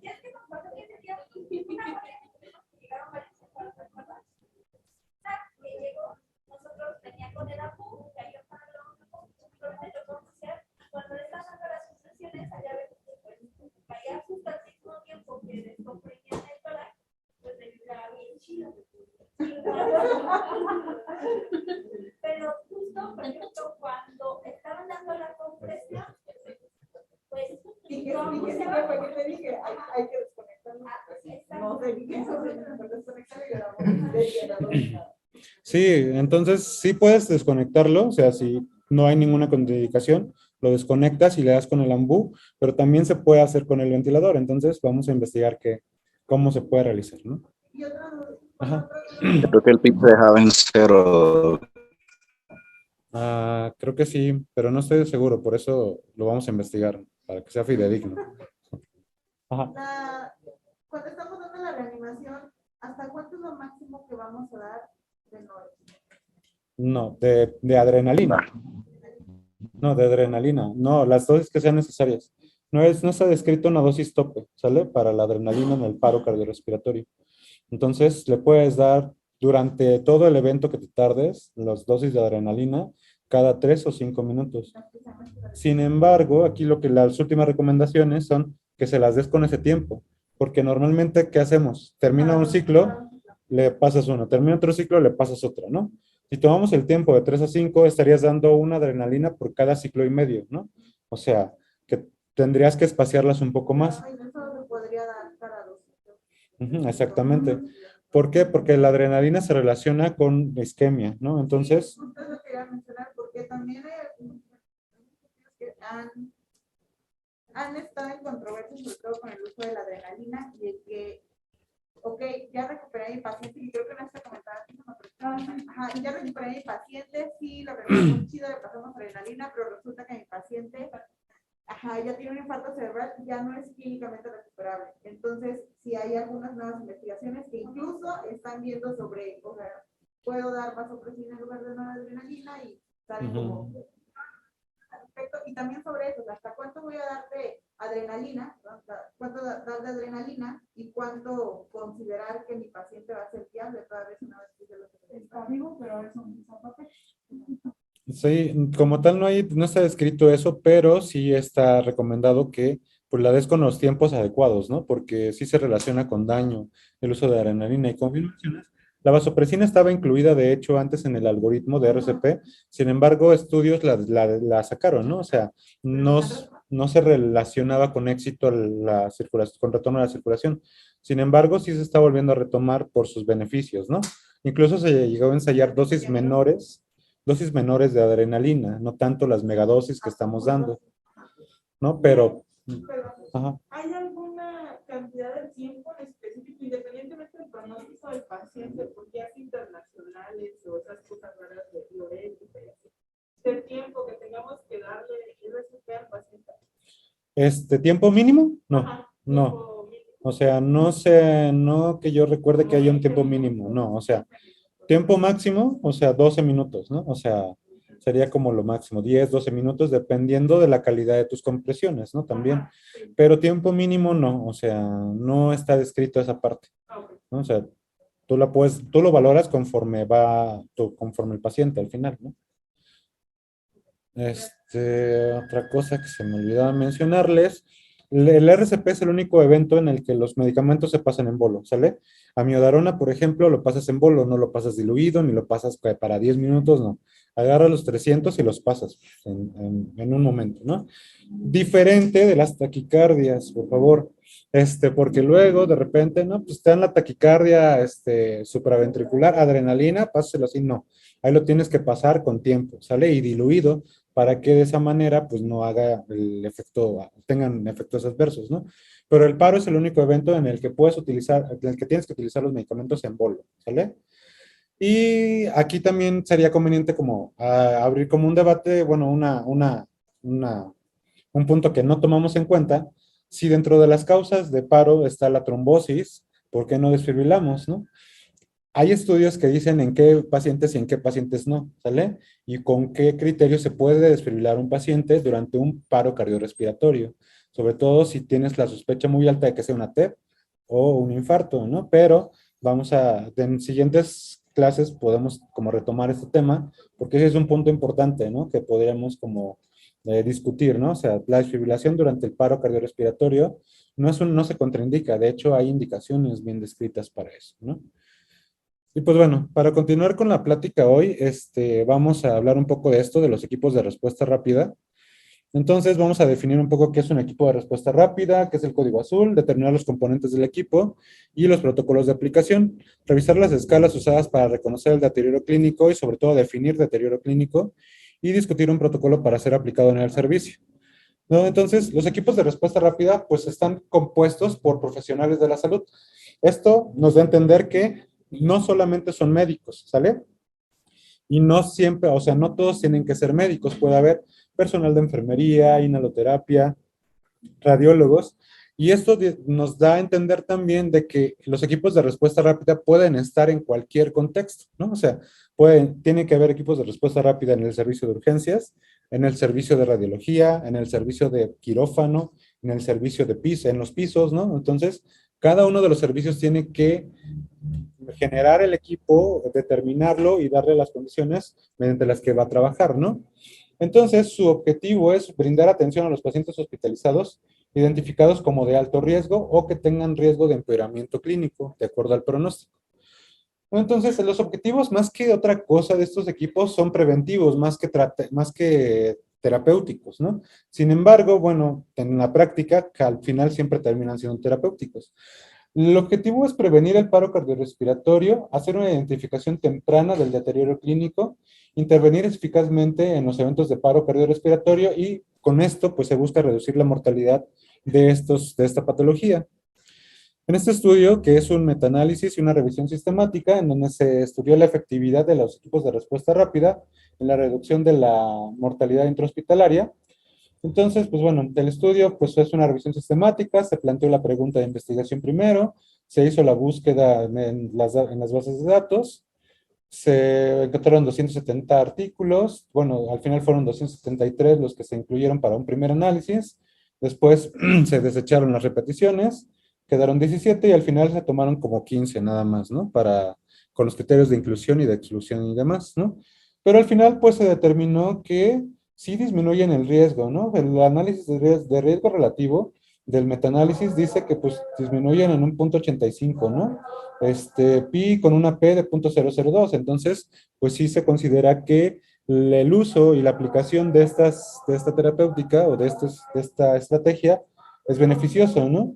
Y bueno, también aquí este fue la mortalidad hospitalaria y esto fue en la prevención del paro cardiorrespiratorio, ¿no? Entonces, también se vio que disminuían el riesgo en la prevención del evento, ¿no? Pero bueno, los equipos de respuesta rápida están incluidos dentro de una estructura de sistema de respuesta rápida, ¿no? Entonces, la estructura de sistema de respuesta rápida consta de dos partes. En general, una SA aferente, que consta de la identificación del deterioro clínico y la activación del código de alarma, y una SA eferente, que es la aplicación del equipo de respuesta, ¿no? Entonces, uno de los puntos importantes aquí es identificar el deterioro clínico.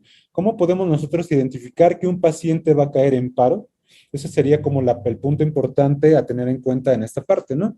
Y una vez que se identifican, pues entonces se activa el código, se inician el protocolo de respuesta rápida y de acuerdo al contexto del paciente, si se va a dar reanimación, equipo de trauma, equipo de BC o equipo de sepsis, ¿no? Que aquí se podría incluir, por ejemplo, el código Mater, ¿no? Que son como los que tenemos actualmente vigentes aquí. Pero bueno, ¿qué es el deterioro clínico? Sería como lo importante, ¿no?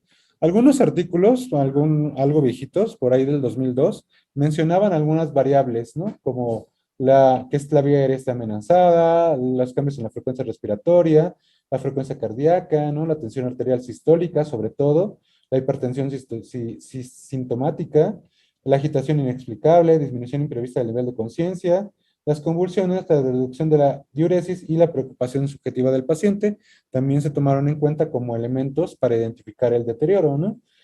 En general, los más utilizados estos entonces eran pues, la alteración en la tensión arterial, la frecuencia cardíaca, frecuencia respiratoria, dolor torácico y alteraciones en la conciencia. Sin embargo, pues algunos estudios posteriores ya definieron más concretamente qué es el deterioro. Definir deterioro clínico sí es un poco difícil porque es un concepto muy abstracto, ¿no? O sea, un paciente podemos verlo deteriorado de manera subjetiva, pero objetivamente, pues vamos a decir, no, pues no desatura, no está hipotenso, no está taquicárdico, pero yo noto que tiene algo, ¿no? ¿Cómo puedo evidenciar esa parte? Entonces, algunos estudios lo que dijeron, pues, que se definiera como un agravamiento en las condiciones basales del paciente, medidas o evidenciadas a través de variables fisiológicas. Y dentro de las primeras escalas que se determinaron para esto, pues fue la relacionada con el Apache, ¿no? Apache es el gol estándar para identificar al paciente grave, ¿no? O sea, pueden salir muchas revisiones y demás, pero hasta el momento Apache es la que mayor se relaciona, ¿no? Con el estado hemodinámico del paciente, el estado de gravedad y el pronóstico que tiene, ¿no? Entonces, pues definieron que pues el Apache se tenía que medir en dos momentos, ¿no? Y desde el segundo momento a cómo llegó, pues la diferencia entre uno y otro, el puntaje de Apache va a ser si presenta o no presenta deterioro clínico. Con esto, ¿qué nos quiere dar a entender? Pues que el deterioro clínico se tiene que monitorizar a través del tiempo, ¿no? Entonces, no es evaluar al paciente en un momento y ya, es evaluarlo y seguirlo evaluando durante toda su estancia dentro del hospital. Y para esto se crearon las escalas EWIS, ¿no? Estas Early Wearing Score, que son escalas que te ayudan a identificar pacientes hospitalizados que pueden requerir apoyo adicional más allá de una atención estándar, ¿no? Entonces, toman en cuenta varios parámetros fisiológicos y identifican cambios sutiles en el estado clínico del paciente. La aplicación de estas escalas tiene que ser también a lo largo del tiempo, ¿no? Entonces, tenemos que evaluar al paciente a la cama del paciente, calcular la escala y recalcularla después, ¿no? Después de que nosotros hayamos intervenido. Entonces, calculamos la escala e intervenimos para estabilizar el problema del paciente y la recalculamos ya una vez después de la intervención, ¿no? Entonces, una primera escala, pues ese fue el nombre, la EWS. Sin embargo, pues revisiones después se hicieron escalas para cada uno de los escenarios clínicos, ¿no? Entonces, el NEWS, por ejemplo, es una escala utilizada en la Unión, en Inglaterra, que se creó ahí, y es el National Early Warning Score, y hay una segunda versión actualmente, ¿no? Por el MUSE, que vamos a verlo ahorita más adelante, es la escala USE modificada, y después para los contextos de urgencias, por ejemplo, tenemos el triage, que este es el triage, bueno, que se lleva a cabo en el servicio de urgencias, ¿no? Cada una de estas escalas tiene estos parámetros que evalúan, ¿no? Y algunas, pues, más allá del Glasgow, porque el Glasgow se relaciona con el traumatismo craneoencefálico, para la valoración del estado neurológico utilizan la escala ABPU, ¿no? Entonces, sería como la que tendríamos que nosotros también utilizar en el contexto intrahospitalario, fuera de el traumatismo craneoencefálico. Pero como yo siempre les digo, pues una escala se calcula para hacer algo, ¿no? Y tenemos que saber qué se hace con esa escala, ¿no? Porque pues de nada sirve que le pongamos ahí 1000 clasificaciones si al final no le hacemos nada a eso. Entonces, estas escalas se miden pues precisamente para determinar el riesgo de mortalidad del paciente y determinar su ingreso también a una terapia intensiva. Entonces, dentro de la primera escala que surgió después de la USE es la MUSE, que es la escala modificada, y toma en cuenta solamente estos puntos, ¿no? Y el ABPU es evaluación del estado de alerta, evaluación, o sea, si el paciente está alerta, si el paciente responde a la voz, si el paciente responde al dolor o no responde, ¿sale? Entonces, es una escala de aplicación rápida y que, pues, puede ser muy útil en el contexto de los servicios de urgencias. Y también está el NEWS, la escala británica, ¿no? Que considera básicamente los mismos, casi los mismos parámetros. Sin embargo, aquí toma, por ejemplo, la frecuencia de pulso, por ejemplo, ¿no? En lugar de otros parámetros, o la aplicación de oxígeno. Y los puntajes que dan son un poco distintos, ¿no? También en cuanto a una y otra. Revisando metaanálisis, pues comparando la NEWS con la MUSE, entonces, para predecir la mortalidad y demás, pues bueno, aquí no se alcanza a ver bien, pero pues podemos ver. ¿Qué significa esta cosa? AUC. A ver. ¿Qué es el área bajo la curva? ¿Y cómo se interpreta?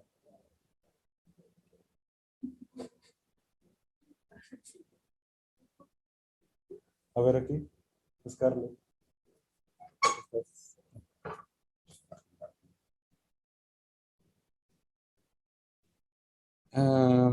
Ya sí.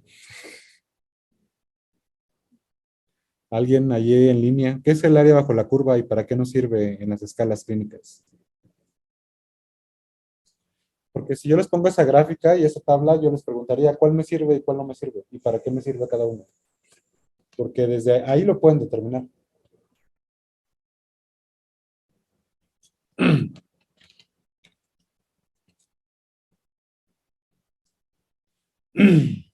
El área bajo la curva se relaciona, o sea, aquí lo vamos a ver en otras gráficas, mide la sensibilidad del estudio y uno menos la especificidad.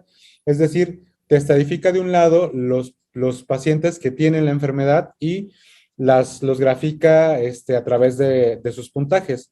A cada uno de los puntos de esta escala, por ejemplo, del NEWS, si tiene 3 puntos, 2 puntos, 1 punto, 0 puntos y demás, se le da un punto de sensibilidad y especificidad. Ese punto de sensibilidad y especificidad se grafica, ¿sale? Y da una gráfica en forma de polígono, ¿no? Entonces, la teoría te dice que si la gráfica, esta es sensibilidad, esta es especificidad, 1 menos especificidad, ¿no? Entonces se grafica el porcentaje de cada uno de los puntos y te da esta gráfica, ¿no? Aquí tenemos un punto de corte, una línea en medio que nos habla del 50%, ¿no? Entonces, este cuadro en total corresponde a un área del 100%. Si nosotros dividimos el cuadro a la mitad, corresponde a un área de 50%. Si el estudio o la escala queda por debajo del corte de 50%, te está diciendo que la escala no va a contemplar va a contemplar a menos del 50% de los pacientes, ¿no? Pero sin embargo, si rebasa ese 50%, te está diciendo que va a contemplar a más de la mitad de los pacientes, ¿no? Entonces, entre mayor sea el área que abarque la gráfica, mayor va a ser los pacientes que cubra esa escala, ¿no? entonces mayor va a ser su efectividad para detectar a los pacientes enfermos, ¿no? Entonces, esa es la interpretación que tenemos que darle. Entonces, si comparamos estas gráficas o esta tabla, ¿no? Entonces, la P es de prehospitalario, la E es de servicios de emergencia, ¿no? Entonces, calcular la escala NEWS o prehospitalario o en los servicios de emergencias se relaciona con un área bajo la curva más significativa de 0.62. Entonces, la que tiene mayor efectividad para detectar a los pacientes en el área de admisión, es decir, en triage, es el NEWS, ¿no? Es la escala NEWS aplicada en el servicio de emergencias, más que aplicada de manera prehospitalaria. Y para predecir la mortalidad, de nuevo, NEWS se lleva el mayor nivel de significancia, ¿no? Con un área bajo la curva de 0.78 y un intervalo de confianza de 0.77 a 0.82, ¿no? Desde aquí nosotros podemos evaluar si esta medición es significativa. Si bien aquí no nos da una P, pero la podemos inferir. Es que esto se supone que lo deben de ver en otras cosas. Vamos a ver. Acá está, ¿no? Para medir riesgo, el riesgo puede ser menor a 1 o mayor a 1, ¿no? Si es menor a 1, significa que es un factor de protección. Si es mayor a 1, significa que es un factor de riesgo, ¿no? Entonces, esta escala o esta línea es nuestro horizonte, nuestra frontera. Nuestra medición queda aquí en el centro, ¿no? Este puntito nos dice que este es el punto que estamos poniendo aquí, el punto 6, ¿no? Y nuestro intervalo de confianza es la raya que está aquí. Si esa raya atraviesa nuestro horizonte, es decir, el 1, no es significativo, como por ejemplo esta, mira. Esta te da un punto 82, sin embargo, el intervalo de confianza atraviesa el horizonte de 1, por lo que su significancia baja, ¿no? Entonces, quiere decir que no, o sea, no es clínicamente significativo. Desde aquí lo podemos evaluar. Entonces, si nosotros evaluamos eso en la tablita que tenemos aquí, en esta, ninguna de las que se nos muestran aquí pasa nuestro horizonte, que es el 1, ¿no? Ninguna toca el 1. Entonces, por lo tanto, todas las mediciones que nos está dando esta tabla tienen una P menor a 0.05 o una P significativa, ¿sale? Entonces, si tiene una P significativa y un área bajo la curva de 0.78, quiere decir que esta escala va a incluir al 78% de los pacientes enfermos. 78% de los pacientes enfermos. Por lo tanto, la que gana en cuanto a sensibilidad y de detección es la NEWS, ¿no? Entonces, si me preguntan con esa tabla, ¿cuál usaría, la NEWS o la MUSE? Entonces les diría la NEWS, ¿no? Y está calculada dentro del servicio de emergencia para predecir tanto mortalidad intrahospitalaria como la necesidad de admisión a un servicio de urgencia, ¿no? Y pues después dijeron, pues vamos a compararlas con otras, ¿no? Con SOFA, con QuickSOFA o con SIRS. Y pues hicieron la comparación, aquí vienen los puntajes de cada una, y pues de nuevo, el área bajo la curva de NEWS es de 0.87 comparado con la QuickSOFA y criterios de SIRS, que es de 0.76 y a 0.46, ¿no? Y el intervalo de confianza, pues se dice que es significativo, ¿no? Entonces, si me preguntas cuál escala me serviría más para valorar a los pacientes en el contexto de sepsis, NEWS, más que QuickSOFA, ¿no? Y en cuanto a mortalidad a 30 días, igual. NEWS tiene un área bajo la curva de 0.77 comparada con SOFA y con SIRS. Otra escala muy utilizada también es la escala revisada de trauma, ¿no? Entonces, esa se aplica directamente a pacientes con traumatismo de cualquier tipo, sea traumatismo craneoencefálico, de tórax o de abdomen, que en ese contexto, y son los puntos que tenemos en cuenta, ¿no? La escala de coma de Glasgow, la tensión sistólica y la frecuencia respiratoria. En ese estudio, pues bueno, es también un metaanálisis. Estas fueron las características de la población y lo dividieron en sobrevivientes y no sobrevivientes. Aquí si dijeran, bueno, ¿cuáles son los puntos que más se relacionan con mortalidad? Las variables fisiológicas que más se relacionan con mortalidad en los pacientes con traumatismo, pues te diría la presión arterial media, la presión arterial sistólica, la escala de coma de Glasgow, la temperatura, la saturación de oxígeno y la escala MUSE, ¿no? Entonces, son como los puntos que mayor significancia tienen o que son estadísticamente significativos en las diferencias que tienen uno y otro, ¿no? Entonces, son los puntos que tenemos que evaluar en los pacientes con traumatismo. Y comparando la escala Muse contra la escala RTS, pues entonces Muse tiene un área bajo la curva de 0.92, que es casi el 100%, esa es una correlación altísima, y con una escala intervalo de confianza también muy significativo, ¿no? Una P de 0.005. Y pues bueno, en cuanto al riesgo odds ratio, ¿qué es el odds ratio? ¿Qué es la razón de odds? ¿Eh? ¿Pero qué te dice? Es la probabilidad de que algo pase. Exactamente. El riesgo de que algo suceda, ¿no? Dentro de su grupo. Riesgo relativo se utiliza comparando con lo que pasa y lo que no pasa. Odds ratio lo compara dentro solamente del grupo que sucede, ¿no? Entonces, esa sería como la diferencia. Tiene un odds ratio de 1.99, lo cual te dice que sí que sí te va a identificar a los pacientes con un valor de P menor a 0.01, ¿no? Y para los pacientes con COVID, pues se utilizaría la NEWS2, ¿no? Que es la que se ha estudiado para estos pacientes. En ese estudio también un metaanálisis que nos dice que con un NEWS2 por arriba de 6 puntos se relaciona con mortalidad con un área bajo la curva de 0.82, ¿no? Lo cual te quiere decir que es sensible para detectar a los pacientes que se van a complicar con COVID, sobre todo si tienen más de 6 puntos, ¿no? A diferencia de los criterios de Sears, de Kirchhoff e incluso del CURB 65, ¿no?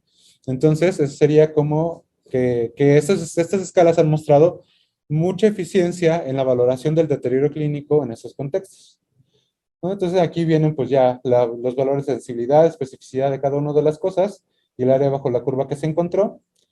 Y pues bueno, este algoritmo nos dice que la escala News también se puede utilizar para valoración y decidir qué tanto voy a monitorizar al paciente, ¿no? Porque de repente estamos en el servicio y llega enfermería y te dice, doctor, este paciente sí requiere toma de té a cada hora, sí requiere glucometría a cada hora. Entonces, ¿cómo lo puedes decidir? Así subjetivamente, que es como lo decidimos normalmente, ¿no? Así de, no, pues yo creo que pónsela cada 3 horas, cada 4 horas, ¿no? Pero, ¿por qué no hacerlo objetivo, no? Calcula la escala, qué puntaje tiene, y puedes determinar si requiere monitorización continua, al menos cada hora, cada 6 a 4 horas, o cada 12 horas, ¿no? En este caso.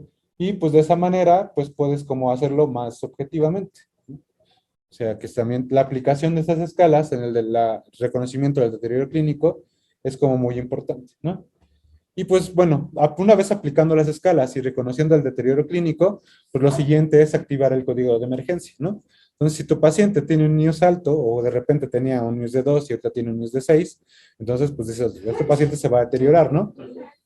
Salud, hay que llegar y hacerle algo, ¿no? Identificar cuál es el punto por el que se está deteriorando y si el paciente cae en paro, pues iniciar el protocolo de RCP. Para eso, pues bueno, la guía de la AJA nos dice que pues, el equipo de respuesta rápida o el equipo de que va a reanimar al paciente tiene que tener una disposición muy especial, ¿no? Que se denomina triángulo de la reanimación. Entonces, que consta de la vía aérea, del personal que está en vía aérea, del personal que está a comprimiento y del personal que está en el monitor. Además de los personales que están aquí, tiene que haber un encargado del registro del tiempo y un encargado de, pues, aplicar medicamentos, ¿no? Entonces, esa es la disposición que tenemos que tener, ¿no? El líder siempre tiene que estar desde una perspectiva que pueda evaluarlo todo, ¿no? Entonces, ¿dónde se debe de colocar un líder? Si bien la literatura nos dice que a los pies del paciente, eso tiene una explicación poética, pero luego se las cuento. Pero, o sea, tú te puedes posicionar desde un extremo donde tú puedas verlo todo, ¿sale? Y donde no pueda, y donde tampoco interfieras con el trabajo de los demás, ¿no? Entonces, si te pones a un lado del que está comprimiendo, pues le vas a estorbar, ¿no? Si te pones a un lado del que está preparando medicamentos, le vas a estorbar. Entonces, el equipo se tiene que disponer de manera efectiva y distribuirse en todo el campo de acción, ¿sale? Y pues precisamente evitando las interferencias de movimientos de uno a otro, ¿no? Entonces, el compresor se dedica solamente a compresiones, ¿no? El de monitor se dedica únicamente a vigilar monitor. El de vía aérea se dedica únicamente a ventilar, ¿no? A manejar la vía aérea. No tienen que estar evaluando, el compresor no tiene que decirle al de la vía aérea, oye, pon bien ese ambú, no. O el de la vía aérea, así, estás dando malas compresiones, no. El que tiene que decir todo eso es el líder, ¿sale? Entonces, desde el principio se tiene que establecer quién va a ser el líder. De manera lógica, pues tendría que ser la persona que mayor experiencia tenga en el área, ¿no? Entonces, pues si hablamos de liderazgo, pues el adscrito debería de ser el que está ahí, ¿no? En caso de que no existiera el adscrito, pues el R de mayor jerarquía, ¿no? Y así sucesivamente. Ahora bien, ¿puede un personal no médico tomar el rol de liderazgo? La respuesta es sí, ¿vale? Si el enfermero que está en el servicio tiene la certificación y tiene el conocimiento, sobre todo más que la certificación y el conocimiento, pues entonces él puede ser el líder, ¿no? O sea, si ninguno de los demás toma el rol de liderazgo, él lo tiene que hacer. Sin embargo, decir tomar el rol de liderazgo no es como adecuado, ¿no? O sea, desde que inicia, desde que se reconoce el paro, se le tiene que decir, tú vas a ser el líder, ¿no? Yo voy a ser el líder, ¿no? El que va a ser el líder se debe de marcar como tal, ¿no? Y designar efectivamente las funciones. Tú te vas a vía aérea, tú te vas a compresiones, tú te vas a monitor, tú monitorizas el tiempo y tú te vas a preparar medicamentos, ¿no? Y el líder es el que tiene que recibir toda la información del equipo, ¿no? Si el líder tiene que evaluar al compresor, si lo está dando mal, entonces lo tiene que corregir.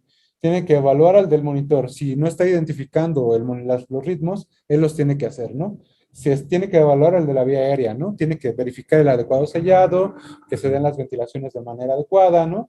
Y tiene que recibir información de ellos también, ¿no? Entonces, si el de vía aérea está diciendo necesito aspiración, entonces el líder tiene que recibir el mensaje y comunicárselo al que está aquí a un lado, ¿no? Al personal de enfermería. ¿Sabes qué? Verifica la aspiración, ¿no? ¿Sabes qué? Pon bien ese monitor, colócale bien el oxímetro, ¿no? Entonces, él es el que tiene que estar diciendo y hablando e interaccionando con todos los demás, ¿sale?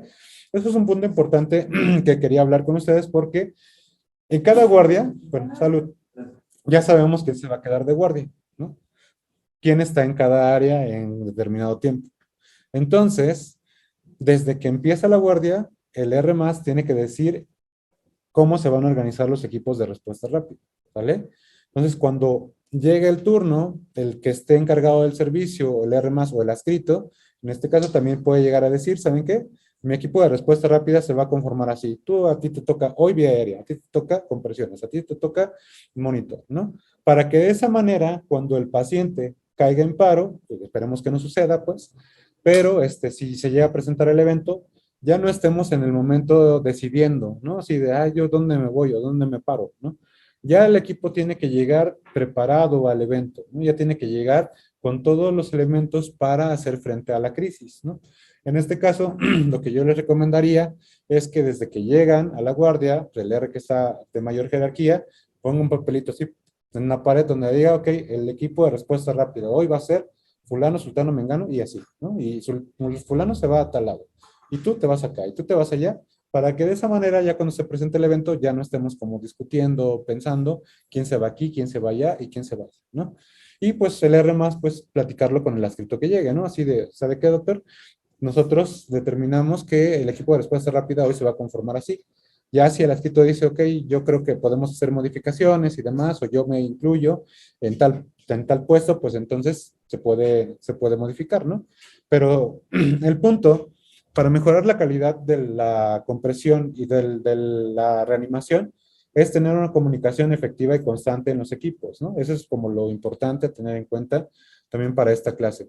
¿Qué más les iba a comentar? ¿Cuál es la mortalidad por paro cardiorrespiratorio en el hospital?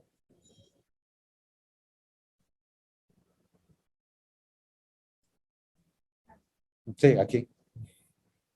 ¿Cuántos de los que reanimas viven y se van caminando?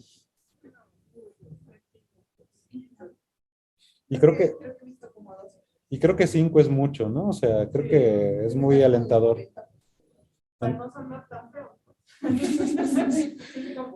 Entonces, el punto es mejorar esa cifra, ¿no? Y uno de los puntos también aquí que yo les invito a pensar o a reflexionar es precisamente, aparte, ¿qué estamos haciendo mal y cómo lo podemos mejorar, ¿no? Entonces, aquí, por ejemplo, ¿por qué no, para los que están pensando en qué hacer, ¿por qué no evaluar la efectividad de estas escalas aquí, ¿no? O sea, ¿por qué no determinar cuáles fueron las variables fisiológicas que llevaron a un paciente al paro para poder determinarlo o prevenirlo, ¿no? En dado caso, ¿no? ¿Por qué no hacer una tesis que nos hable precisamente de la calidad de las compresiones, qué elementos utilizamos para medir la calidad o monitorizarla, Ah, ok, bueno. Que sería como uno de los puntos importantes, ¿no? Ah, de mortalidad. De mortalidad sería una muy buena tesis, ¿no? O sea, porque, pues no sé, yo les pregunto ahorita y yo creo que hay muy pocos que tienen, no, hay muy pocos que tienen esa información en este hospital, ¿no? Entonces, pues sería conveniente que la hagamos evidente para poder hacer una estrategia de mejora, ¿no? En ese aspecto. Entonces, pues eso es lo que yo les pongo en la mesa para que lo tomen en cuenta y pues si quieren hacer algún protocolo parecido, pues también pues, se pueden acercar con toda confianza y lo discutimos, ¿no? ¿Alguna pregunta con cuanto a los equipos de respuesta y demás? ¿No? Muy bien. Entonces, ahí ¿dónde estás? Yo creo, bueno, una sugerencia que yo tengo referente a lo que dijo usted de que de cada guardia tengamos ya listo el equipo de respuesta rápida. Creo que algo que sí se les debe quedar, chicos, R1, es que el R1 para ustedes son los procedimientos. Entonces, si para ustedes son los procedimientos, yo creo y considero más prudente que ustedes estén a la cabeza del paciente. Porque cuando entra un paro, obviamente se va a intubar y se va a poner el central. El central no es una urgencia, pero intubarlo sí.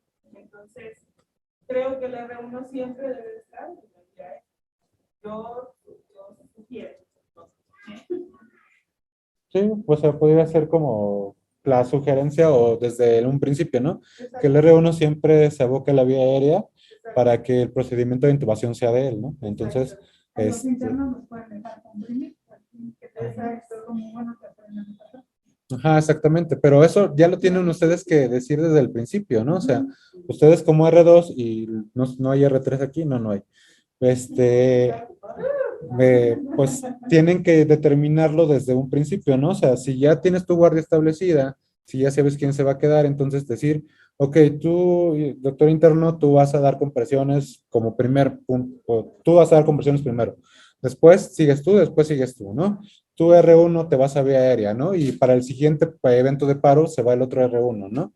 Entonces, así para irlo distribuyendo del rol desde el principio de la guardia, ¿no?